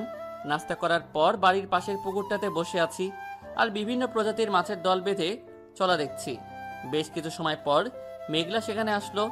মেঘলা এসে বলল, দুলাভাই চলেন। কোথায়? আর একটু পর আমরা মেলাতে ঘুরতে যাব, আপনি রেডি হয়ে নিন। আচ্ছা চলো। আমরা রুমে চলে আসলাম। রুমে আসতেই আমি টাসকি খেয়ে গেলাম। দেখি লামিয়া একটা হলুদ রঙের শাড়ি পরে মাত্র ওয়াশরুম থেকে বের হলো। লামিয়াকে দেখে মনে হচ্ছে যেন বসন্ত তার সব সৌন্দর্য ওর মাঝে উজাড় করে দিয়েছে। লামিয়ার পরনে হলুদ রঙের শাড়ি, হাতে লাল রঙের চুড়ি, পায়ে আলতা, ঠোঁটে লিপস্টিক, সব মিলিয়ে বেশ সুন্দর লাগছে। আমিও আর দেরি না করে তাড়াতাড়ি রেডি হয়ে নিলাম। মেলায় যাওয়ার সময় লামিয়ার ও চাচাতো বোন নীলাকে সাথে করে নিয়ে গেল, কারণ এই গ্রামের সবকিছু নীলার চেনা। ওকে সাথে করে নিয়ে গেলে উপকার ছাড়া অপকার হবে না। লামিয়া, মেঘলা, নীলা গাড়িতে বসে আছে আর আমি গাড়িটা ড্রাইভ করে নিয়ে যাচ্ছি। কিছু পথ চলার পর আমরা মেলায় চলে আসলাম। গাড়িটা একটু সাইডে রেখে এসে সবাইকে নিয়ে মেলার ভিতর ঢুকলাম। মেলায় ঢুকে ওরা নিজেদের মতো করে কেনাকাটা করছে আর আমি মেলার একপাশে এসে ঘোরাঘুরি করছি। হঠাৎ করে আমার চোখে পড়ল একটা সাদা রঙের ঝিনুকে নুপুরের উপর। নুপুরটাকে দেখতে বেশ সুন্দর লাগছে। এই নুপুর দুটি লামিয়ার পায়ে অনেক সুন্দর মানাবে। আমি দোকানদারকে নুপুরটা দেখিয়ে বললাম, ভাইয়া ওই নুপুরটা দেখি তো। কোনটা এটা? হ্যাঁ ওটাই। এই নিন। এটার দাম কত ভাইয়া? জি, এটার দাম 500 টাকা। ওকে, এটা প্যাক করে দিন। দোকানদার নুপুরটা প্যাক করে দিল। আমি সেখান থেকে লামিয়াদের কাছে চলে আসলাম। সেখানে এসে দেখি ওরা এখনো জিনিসপত্র কেনাকাটা করতেই ব্যস্ত হয়ে আছে। মেয়ে মানুষ কেন যে এমন হয় বুঝি না। পুরো দোকান ধরে নিলে ওদের ইচ্ছা শেষ হবে না। আমি গিয়ে লামিয়ার পিছনে দাঁড়ালাম। লামিয়ার পিছনে দাঁড়িয়ে বললাম, তোমাদের হলো? আর একটু দুলাভাই। আচ্ছা দেখো তো এই শোপিসটা কেমন? বাহ, শোপিসটা বেশ সুন্দর দেখতে তো। এইটা নেই। আচ্ছা নাও। তারপর আরো কিছু কেনাকাটা করে মেলা থেকে একটু বাহিরে চলে আসলাম। বাহিরে বেরিয়ে এসে রাস্তার এক পাশ দিয়ে হাঁটছি আর চারিদিকের মনোমুগ্ধকর সৌন্দর্য উপভোগ করছি। একটু সামনে এসে দেখলাম রাস্তার পাশে একজন শীতের পিঠা বিক্রি করছে। আমি লামিয়াকে বললাম, শীতের পিঠা খাবে? এখানে পিঠা কই পাবে? ওই যে সামনে তাকিয়ে দেখো। সত্যি তো, পিঠা বানিয়ে বিক্রি করছে। গ্রামে শীতের সময় পিঠা বানিয়ে বিক্রি করে। দুলাভাই চলেন, পিঠা খাবো। চলো। আমরা সকলে পিঠার দোকানের সামনে গিয়ে দাঁড়ালাম। এক প্লেট করে মোট 4 প্লেট পিঠার অর্ডার দিলাম। পিঠাটা মুখে দিতেই অজানা এক সুখে হারিয়ে গেলাম। পিঠাগুলো খেতে বেশ মজা লাগছে। গ্রাম বাংলার পিঠা বলে কথা, এর সাথে অন্য কোনো খাবারের তুলনাই হয় না। মুখে দিতেই মনে হচ্ছে যেন অমৃত খাচ্ছি। লামিয়া একটা পিঠা আমার মুখের সামনে ধরে বলল, নাও হা করো। আমি হাঁ করতেই লামিয়া পিঠাটা আমার মুখের ভিতর দিল। আমি আপন মনে পিঠাটা খেয়ে দিচ্ছি। এদিকে লামিয়ার দিকে তাকিয়ে দেখলাম লামিয়া আমার দিকে রাগী লুক নিয়ে তাকিয়ে আছে। আমার আর বুঝতে বাকি রইল না, লামিয়া চাচ্ছে আমি ওকে খাইয়ে দেই। আমি বললাম, এবার তুমি হাঁ করো। হ্যাঁ। মুখটা খুলতেই আমি পিঠাটা লামিয়ার মুখে দিলাম। পিঠাটা মুখে নিতেই লামিয়া আমার হাতে কামড় বসিয়ে দিল। আহ! কি হয়েছে দুলা ভাই? বিড়াল হাতে কামড় দিচ্ছে। কি? আমি বিড়াল? তবে রে। কথাটা বলেই লামিয়া আমাকে মারতে শুরু করলো। আমি লামিয়ার হাতটা টান দিয়ে ওকে আমার বুকে জড়িয়ে নিলাম। লামিয়া আমার থেকে ওকে ছাড়িয়ে নেওয়ার চেষ্টা করছে, কিন্তু পারছে না। এদিকে সবার দৃষ্টি আমাদের দিকে, আর আমাদের দৃষ্টি একে অপরের দিকে। এই কি, ছাড়ো আমাকে। না, ছাড়বো না। সবাই দেখছে তো। দেখুন, আমি আমার বউকে জড়িয়ে ধরেছি, তাতে কার কি হয়েছে? আর বউয়ের অধিকার দেখানো লাগবে না, এবার চলো। আমরা সেখান থেকে গাড়ির সামনে এসে দাঁড়ালাম। তারপর গাড়িটা স্টার্ট করে মেলা থেকে বাড়িতে চলে আসলাম। বিকেলে রুমে বসে থেকে ভালো লাগছিল না, তাই একটু ছাদে চলে আসলাম। ছাদে এসে বসে আছি আর গ্রামের চারদিকের অপরূপ সৌন্দর্য দেখছি। আকাশটা আজ বেশ নীল হয়ে আছে, উত্তর দিক থেকে শীতল হাওয়া আসছে। সব মিলিয়ে বেশ ভালো লাগছিল। এমন সময় কেউ একজন আমার দু চোখ হাত দিয়ে আঁকড়ে ধরল। নিমিষেই চারদিক অন্ধকার হয়ে গেল। হাতের স্পর্শটা খুব চেনা লাগছে। আমার মনে হচ্ছে এটা লামিয়া ছাড়া অন্য কেউ না। বলো তো আমি কে? তুমি লামিয়া, তাই না? তুমি জানলে কিভাবে?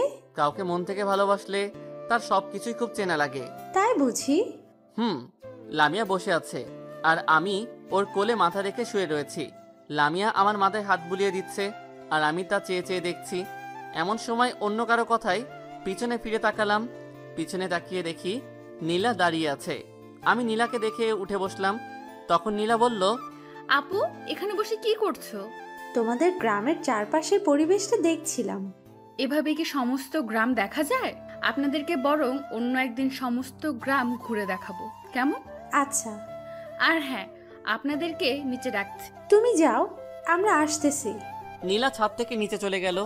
দূরের ওই নীল আকাশটাও যেন লামিয়ার সৌন্দর্যের কাছে হার মানবে। জানি না কেন আমার লামিয়াকে এত ভালো লাগে। সারাক্ষণ ওর মায়াবী নেশে হারিয়ে যেতে ইচ্ছে করে। হয়তো একেই বলে ভালোবাসা। আমি লামিয়াকে বললাম, তোমার চোখ দুটো বন্ধ করো তো। কেন? আরে এত প্রশ্ন করো কেন? যা বললাম করো। আচ্ছা। লামিয়া ওর চোখ দুটো বন্ধ করলো। আমি পকেট থেকে লামিয়ার জন্য নিয়ে আসা ঝিনুকের নূপুর জোড়া বের করে লামিয়ার সামনে ধরে বললাম, এবার চোখটা খোলো। ওয়াও, এত সুন্দর নূপুর! কার জন্য? আমার জন্য বুঝি? হ্যাঁ, শুধু তোমার জন্য। তোমার পা দুটো দাও তো। কেন? এই নূপুর জোড়া আমি তোমার পায়ে পরিয়ে দেই। লামিয়া ওর পা দুটো আমার সামনে ধরলো। আমি আলতো করে নিজ হাতে নূপুরটা লামিয়াকে পরিয়ে দিলাম। নূপুরটা যেন লামিয়ার সৌন্দর্যকে আরো দ্বিগুণ বাড়িয়ে দিল। নীল শাড়ি, ঠোঁটে হালকা লিপস্টিক, পায়ে ঝিনুকের নূপুর, সব মিলিয়ে বেশ লাগছে। কিন্তু লামিয়াকে দেখে এখন ডাবল ক্রাশ খেলাম। আরও কিছু সময় ছাদে কাটানোর পর নিচে চলে আসলাম। নিচে এসে দেখি অনেকজন একসাথে ড্রয়িং রুমে বসে আছে। দেখে মনে হচ্ছে হয়তো নীলাকে দেখতে এসেছে। আমরা সিঁড়ি বেয়ে নামতেই লামিয়া চাচা ডাক দিল, লামিয়া, জামাইকে নিয়ে এদিকে আয়। জি চাচু। এনারা সবাই নীলাকে দেখতে এসেছে, তুই নীলাকে একটু ভালো করে সাজিয়ে নিয়ে আয় তো। আচ্ছা চাচু। এটা হলো আমাদের বাড়ির বড় জামাই। জামাই, তুমি দাঁড়িয়ে আছো কেন? বসো। আমি সকলের সাথে বসে আছি। এদিকে লামিয়া নীলাকে সাজিয়ে আনতে চলে গেল। বেশ কিছু সময় পর লামিয়া নীলাকে নিজ হাতে সাজিয়ে নিয়ে আসলো। লামিয়া নিজে সাজার পাশাপাশি অন্য কেউ অনেক সুন্দর করে সাজিয়ে দিতে পারে। দেখা দেখির পর্ব শেষ করে সামনে শুক্রবার বিয়ে ঠিক করা হলো। রাতে আমি বারান্দার গ্রিল ধরে দাঁড়িয়ে ওই দূর আকাশের চারটার দিকে তাকিয়ে আছি আর লামিয়াকে ধর্ষণ করার কথাগুলো ভাবছি। আমি যদি নেশা না করতাম তবে আজ লামিয়াকে ধর্ষিতা হয়ে বাঁচতে হতো না একজন ধর্ষকের স্ত্রী হয়ে। পৃথিবীতে সবচেয়ে বেশি কষ্টের হলো ধর্ষিতা হয়ে জীবন ধারণ করা। আমার একটা বড় ভুলের জন্য আজ লামিয়াকে ধর্ষিতা হয়ে বাঁচতে হচ্ছে। এসব কথা ভাবতে ভাবতে কখন যে দু চোখের কোণা দিয়ে পানি চলে এসেছে বুঝতেই পারিনি। এমন সময় কারো কথায় বাস্তবে ফিরলাম। দরজার সামনে তাকিয়ে দেখি লামিয়া দাঁড়িয়ে আছে। এখানে দাঁড়িয়ে কি করছো? তেমন কিছু না, দূর আকাশের ওই চাঁদটাকে দেখছিলাম। তোমার চোখে পানি কেন? এইদিকে অনেক সময় তাকিয়েছিলাম তো, তাই হয়তো চোখের কোণায় পানি চলে এসেছে। আচ্ছা, তোমার রাতের তারা দেখতে কেমন লাগে? অনেক ভালো। আজকে সারা রাত আমরা বারান্দায় বসে তারা দেখতে দেখতে কাটাবো। তুমি দেখো, আমার খুব ঘুম পাচ্ছে, আমি ঘুমাবো। ঠিক আছে, যাও, তোমাকে থাকতে হবে না। আমি তোমার কে যে তুমি আমার কথা শুনবে? কথাটা বলেই লামিয়া রাগী লুক নিয়ে অন্যদিকে ঘুরে রইল। ওর দুচোখ দেখে মনে হচ্ছে আর কিছু সময় পর দুচোখ দিয়ে অশ্রু ঝরতে শুরু করবে। আমি একটু সামনের দিকে এগিয়ে ডান হাত দিয়ে লামিয়াকে আমার বুকের উপর রেখে বললাম, রাগ করছো? না, আমি কি কারোর সাথে রাগ করতে পারি? আমি তো তোমার সাথে মজা করলাম। আজ সারা রাত আমরা এখানেই কাটাবো। সত্যি? আচ্ছা, আমি যদি মরে যাই তবে তুমি কি করবে? এই সব কথা ভুলেও মুখে আনবে না। লামিয়া আমার বুকে মাথা রেখে আমাকে জড়িয়ে ধরে বসে আছে। আমি জানি যদি আমি এখন লামিয়ার সাথে থাকতে রাজি না হতাম তবে লামিয়া সারাটা রাত কান্না করত। লামিয়াকে বড্ড বেশি ভালোবেসে ফেলেছি। ভালোই লাগে ওর ওই দুষ্টু মিষ্টি খুনসুটিগুলো। ধীরে ধীরে ওর মায়ায় নিজেকে সম্পূর্ণ জড়িয়ে ফেলেছি। সারাটা জীবন ওর মায়ায় নিজেকে জড়িয়ে রাখতে চাই। কথাগুলো বলতে বলতে কখন যে লামিয়া ঘুমিয়ে পড়েছে বুঝতেই পারিনি। আমি লামিয়াকে কোলে তুলে নিয়ে এসে খাটে শুইয়ে দিলাম। লামিয়াকে শুইয়ে রেখে ওর পাশে আমিও শুয়ে পড়লাম। সকালে ঘুম থেকে উঠে দেখি লামিয়া রুমে নেই। কিছু সময় পর লামিয়া শাওয়ার নিয়ে বেরিয়ে আসলো। লামিয়াকে দেখে আর লোভ সামলে রাখতে পারলাম না। লামিয়া আমার কাছে আসতেই ওকে টান দিয়ে আমার বুকের উপর ফেলে দিলাম। কি করছো? ছাড়ো, আমি এইমাত্র শাওয়ার নিয়ে আসলাম। এখন কিচ্ছু করো না প্লিজ। আমি লামিয়ার কোনো কথাই শুনছি না, শুধু আমার ঠোঁট দুটাকে লামিয়ার ঠোঁটের সামনে নিয়ে যাচ্ছি। আমার ঠোঁট লামিয়ার ঠোঁটের সামনে নিতেই ওর নিঃশ্বাস দ্বিগুণ বেড়ে গেল। লামিয়া আমাকে ধাক্কা দিয়ে নিজেকে ছাড়িয়ে দৌড়ে পালিয়ে গেল। ইস, আর একটু হলেই লামিয়ার ঠোঁটের স্বাদ নিতে পারতাম। একটু সময়ের জন্য সুযোগটা মিস হয়ে গেল। বিকেলে আমি লামিয়াকে নিয়ে গ্রামের আঁকাবাঁকা পথ ধরে হাঁটছি আর গ্রামের অপরূপ সৌন্দর্য উপভোগ করছি। দেখতে দেখতে অনেকটা পথ একসাথে চললাম। আরো কিছু পথ চলার পর লামিয়া বলল, আমাকে একটু কোলে তুলে নাও। লোকে কি ভাববে? কেউ কিছুই ভাববে না। নাও না প্লিজ। আমি পারবো না। যাও, নিতে হবে না। কথাটা বলেই লামিয়া দ্রুত হাঁটতে শুরু করলো। লামিয়ার সামনে আর আমি ওর পিছনে হাঁটতেছি। কিছু পথ চলার পর লামিয়া নিমিষেই মাথা ঘুরে মাটিতে পড়ে গেল। আমি লামিয়ার এমন অবস্থা দেখে থমকে দাঁড়ালাম। লামিয়া দ্রুত হাঁটতে শুরু করলো। লামিয়ার সামনে আর আমি ওর পিছনে হাঁটতেছি। কিছু পথ চলার পর লামিয়া নিমিষেই মাথা ঘুরে মাটিতে পড়ে গেল। আমি লামিয়ার এমন অবস্থা দেখে থমকে দাঁড়ালাম। দৌড়ে লামিয়ার কাছে চলে আসলাম। লামিয়ার এমন অবস্থা দেখে বুকের বাম পাশটা কেঁপে উঠল। আমি বললাম, লামিয়া, কি হয়েছে তোমার? ওঠো, এমন করে মাটিতে পড়ে গেলে কেন? তোমার কিছু হলে আমি বাঁচবো কি নিয়ে? লামিয়া, ওঠো। আমি লামিয়াকে কোলে তুলে নিয়ে দ্রুত বাড়িতে আসছি। এমন সময় লামিয়া আমাকে চোখ টিপ মারলো। লামিয়া না অজ্ঞান হয়ে গিয়েছে, তবে আমাকে চোখ টিপ মারলো কিভাবে? তার মানে ও আমার সাথে এত সময় মজা করছিল। একটা মুচকি হাসি দিয়ে লামিয়া বলল, কেমন দিলাম? ভয় পেয়েছো? এমন মজা করার কোনো মানে হয়? যত সব আজাইরা। কথাটা বলেই আমি লামিয়াকে ছেড়ে দিলাম।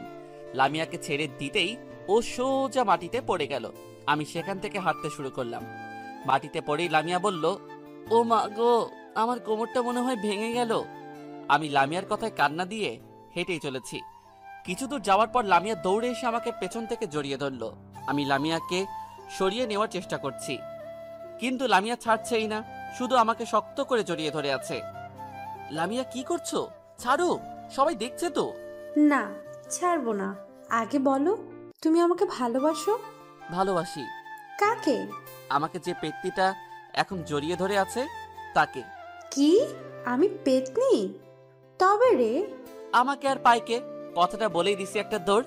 এক দৌড়ে বাড়িতে চলে এসেছি। লামিয়াও আমার পেছন পেছন দিছে দৌড়। আস্তে আস্তে সোজা রুমে চলে আসলাম।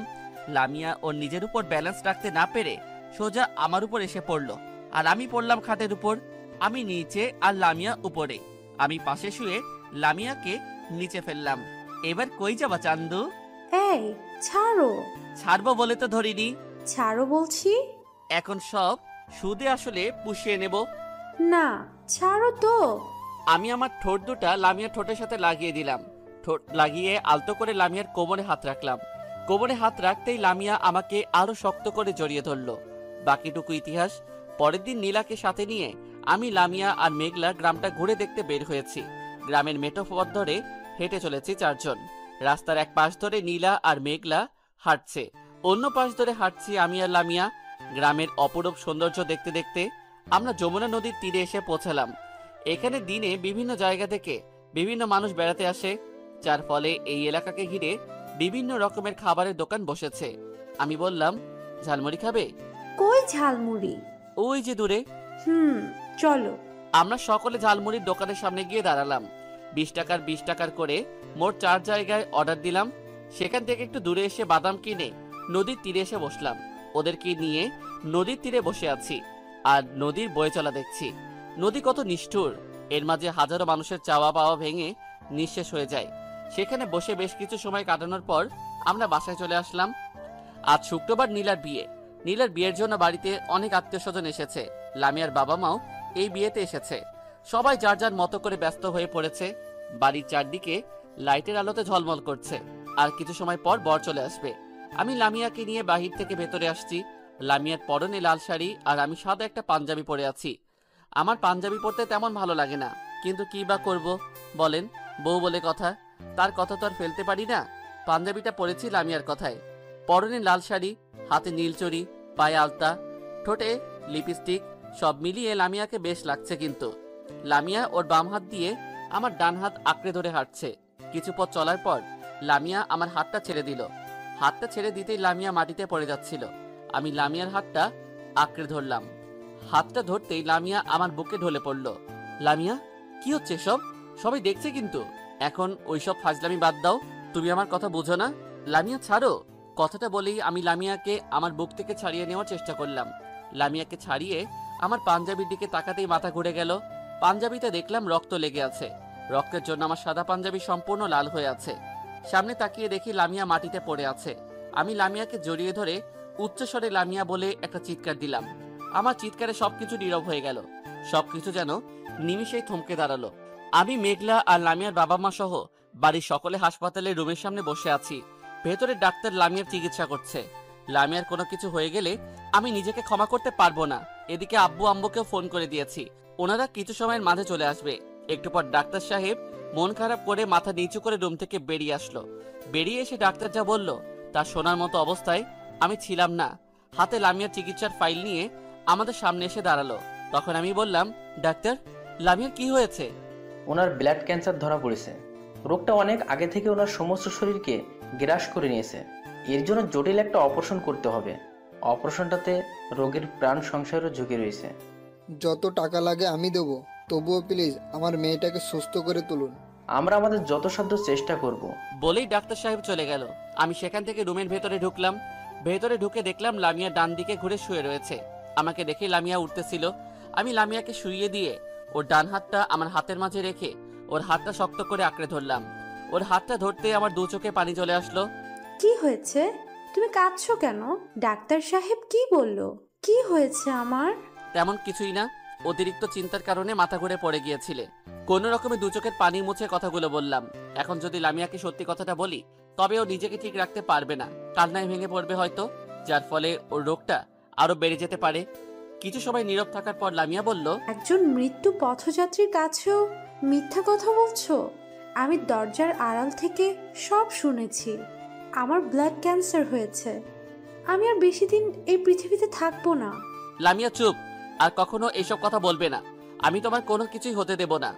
কথাটা বলেই আমি লামিয়াকে জড়িয়ে ধরলাম। লামিয়াকে জড়িয়ে ধরে একাধারে দু চোখের পানি ফেলছি। লামিয়াও আমাকে জড়িয়ে ধরে কান্না করছে। এমন সময় আব্বু আম্মু সহ সকলে রুমে চলে আসলো। তাদেরকে দেখে লজ্জায় লামিয়া আমাকে ছেড়ে দিল। তখন আব্বু বলল, লামিয়া এখন কেমন লাগছে? এখন একটু ভালো লাগতেছে। শাকিল, ডাক্তার এই ওষুধগুলো আনতে বলছিল, এখন গিয়ে একটু নিয়ে আসবি? আচ্ছা দিন। বাবার হাত থেকে প্রেসক্রিপশনটা নিয়ে বাহিরে চলে আসলাম। বাহিরে এসে সোজা হাসপাতালের ওষুধের দোকানের সামনে আসলাম। সেখানে এসে প্রেসক্রিপশনটা দেখিয়ে বললাম, এই ওষুধগুলো দেন তো। সরি স্যার, ওই ওষুধটা আমার কাছে নেই। তাহলে এইগুলো কোথায় পাবো? মোড়ের ওই দোকানটাতে পেয়ে যাবেন। ঠিক আছে। আমি সেখান থেকে মোড়ের দোকানে এসে ওষুধগুলো নিয়ে বাজার থেকে কিছু ফল নিয়ে লামিয়ার রুমে ঢুকলাম। রুমের ভিতর ঢুকে দেখি লামিয়া এখন ঘুমিয়ে আছে। তাই আর ওর ঘুম না ভাঙিয়ে ওষুধগুলো রেখে চলে আসতেছি। এমন সময় লামিয়া আমার হাতটা ধরে টান দিল। আমি পিছনে ফিরে তাকাতেই লামিয়া বলল, কোথায় যাচ্ছ? কোথাও না তো। আমাকে ছেড়ে তুমি কোথাও যেও না প্লিজ। আচ্ছা, যাব না। আমি লামিয়ার পাশে বসলাম। বসে টেবিলে রাখা একটা ফল কাটলাম। ফলটা কেটে লামিয়াকে নিজ হাতে খাইয়ে দিলাম। ফলগুলো খাওয়ানোর পর ডাক্তারের পরামর্শ অনুযায়ী ওষুধগুলো খাইয়ে দিলাম। আমি লামিয়ার মাথায় হাত বুলিয়ে দিচ্ছি আর নীরবে দু চোখের অশ্রু ফেলেই চলেছি। মাথায় হাত বুলিয়ে দিতে দিতে কখন যে ঘুমিয়ে পড়েছি বুঝতেই পারিনি। সকালে ঘুম থেকে উঠে দেখি লামিয়া এখনো ঘুমিয়ে আছে, আর আমি ওর বুকের উপর মাথা রেখে ঘুমিয়েছিলাম। ঘুম থেকে উঠে একটু দূরে তাকিয়ে দেখি বাড়ির সকলে আড়াআড়ি করে ঘুমিয়ে রয়েছে। একটু সময় পর সূর্য উঁকি দিয়ে উঠল। আমি বাইরে গিয়ে পাশের রেস্টুরেন্ট থেকে সকলের জন্য খাবার নিয়ে আসলাম। খাবার নিয়ে এসে দেখি সকলে ঘুম থেকে মাত্র উঠেছে, কিন্তু লামিয়া এখনো ঘুমিয়ে আছে। আমি খাবারের প্যাকেটগুলো রেখে লামিয়ার পাশে গিয়ে বসলাম। ওর পাশে গিয়ে কিছু সময় বসে থাকার পর লামিয়া ঘুম থেকে উঠে পড়ল। বিকেলে ডাক্তার সাহেব লামিয়ার রুমে আসলো। লামিয়ার রুমে এসে ডাক্তার বলল, রোগীর অবস্থা বর্তমানে অনেকটা পরিবর্তন হয়েছে, আপনারা এখন এনাকে বাড়িতে নিয়ে যেতে পারেন। পরে আমরা অপারেশনের তারিখ আপনাদের জানিয়ে দেব, তখন আপনারা রোগীকে নিয়ে চলে আসবেন, কেমন? ঠিক আছে ডাক্তার। আমরা সকলে লামিয়াকে নিয়ে বাসায় চলে আসলাম।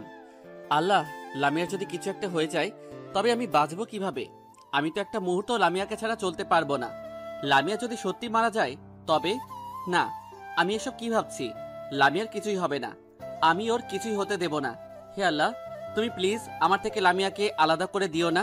ওকে ছাড়া যে আমার জীবন একেবারেই অচল। বারান্দার গ্রিলে হাত দিয়ে ওইসব কথা ভাবছি আর নীরবে চোখের পানি ফেলেছি। এমন সময় কাঁধের উপর কারো হাতের স্পর্শ অনুভব করলাম। কাঁধে হাত রাখতে আমি চমকে উঠলাম। পিছনে তাকিয়ে দেখি আব্বু দাঁড়িয়ে আছে। কিরে, তোর চোখে পানি কেন? কিছু না আব্বু, এক দৃষ্টিতে সামনে তাকিয়ে আছি তাই হয়তো। তুই সবার চোখকে ফাঁকি দিতে পারলেও আমার চোখকে ফাঁকি দিতে পারবি না। চিন্তা করিস না, লামিয়ার কিছু হবে না, আমরা ওর কিছু হতেই দেব না। তাই যেন হয় আব্বু। কথাটা বলে আমি আব্বুকে শক্ত করে জড়িয়ে ধরিয়ে কান্না করে ফেললাম। আব্বু আমাকে জড়িয়ে ধরে নীরবে দু চোখের অশ্রু ফেলছে। এই মুহূর্তে লামিয়া রুমে চলে আসলো। লামিয়াকে দেখেই দু চোখের অশ্রু মুছে ফেললাম। আমাদের দিকে কিছু সময় তাকিয়ে থাকার পর লামিয়া বলল, আব্বু, আপনি এখানে আর আমি আপনাকে সারা বাড়ি খুঁজে বেড়াচ্ছি। কেন বৌমা? আজ আমি নিজের হাতে সব রান্না করেছি আপনাদের সবাইকে খাওয়াবো বলে। খাবো তো, আমার মায়ের হাতের রান্না বলে কথা। আজ আমি পেট পুড়ে খাবো। এই যে, তুমিও দাঁড়িয়ে থেকো না, খাবে, চলো। আমরা সকলে খাবার টেবিলে চলে আসলাম। লামিয়া আমাদের সকলের জন্য খাবার বেড়ে দিল। আমি খাবার নিয়ে টেবিলে বসে খাবারের প্লেটের ভিতর হাত রেখে আঙুল দিয়ে আওড়াচ্ছি আর একাধারে লামিয়ার দিকে তাকিয়ে আছি। আল্লাহ, তুমি এত নিষ্ঠুর কি করে হলে? ওর মতো এমন মায়াবিনী একটা মেয়েকে কেন এত কষ্ট দিচ্ছ? তুমি ওর রোগটা আমাকে দিলে না কেন? আমি তো একজন ধর্ষক। তোমার শাস্তি দেওয়ার হয়তো আমাকে দিতে, ওকে কেন এমন শাস্তি দিচ্ছ? তুমি ওকে সম্পূর্ণ সুস্থ করে দাও প্লিজ। লামিয়াকে আমার থেকে আলাদা করে দিও না। খাবারের প্লেট সামনে নিয়ে এইসব কথা ভাবছি। এমন সময় লামিয়ার কথায় বাস্তবে ফিরলাম। তুমি এমন করে কি ভাবছো? কই কিছু না তো। বেশি সময় খাবার সামনে নিয়ে বসে থাকতে হয় না, তাড়াতাড়ি খেয়ে নেও। খাচ্ছি। আমি কিছুটা খাবার খেয়ে হাত ধুয়ে রুমে চলে আসলাম। রুমে এসে বারান্দার গ্রিলে হাত দিয়ে ওই দূর আকাশে তারাটার দিকে তাকিয়ে আছি। হয়তো আর কয়েকটা দিন পর তারাগুলোর মাঝে লামিয়াকে খুঁজে বেড়াতে হবে, তারাগুলোর সাথে কথা বলে কাটাতে হবে, হয়তো অজস্র রাত। বারান্দায় বসে আরো কিছু সময় কাটানোর পর রুমে এসে শুয়ে পড়লাম। তার কিছু সময় পর লামিয়া এসে আমার পাশে শুয়ে পড়লো। দুজনে নীরব হয়ে শুয়ে রয়েছি। কিছু সময় নীরব থাকার পর লামিয়া বলল, আমাকে একটু শক্ত করে জড়িয়ে ধরবে? আর বেশি দিন তো আমি এই পৃথিবীতে থাকবো না। এই কয়েকটা দিন আমি তোমার ভালোবাসা নিয়ে বাঁচতে চাই। তুমি দিবে না তোমার বুক ভরা ভালোবাসা? দেব। তোমার কিছুই হবে না, আমি তোমার কিছু হতেই দেব না। তুমি সারাটা জীবন এভাবেই আমার বুকের মাঝে থাকবে। আমি লামিয়াকে জড়িয়ে ধরে ঘুমিয়ে পড়লাম। সকালে ফজরের নামাজের আজান শুনে ঘুমটা ভেঙে গেল। ঘুম থেকে উঠে দেখি লামিয়া এখনো ঘুমিয়ে আছে। আমি ঘুম থেকে উঠে ফ্রেশ হয়ে ফজরের নামাজ কায়েম করতে চলে গেলাম। মসজিদে গিয়ে ফরজের নামাজ আদায় করে বাসায় চলে আসলাম।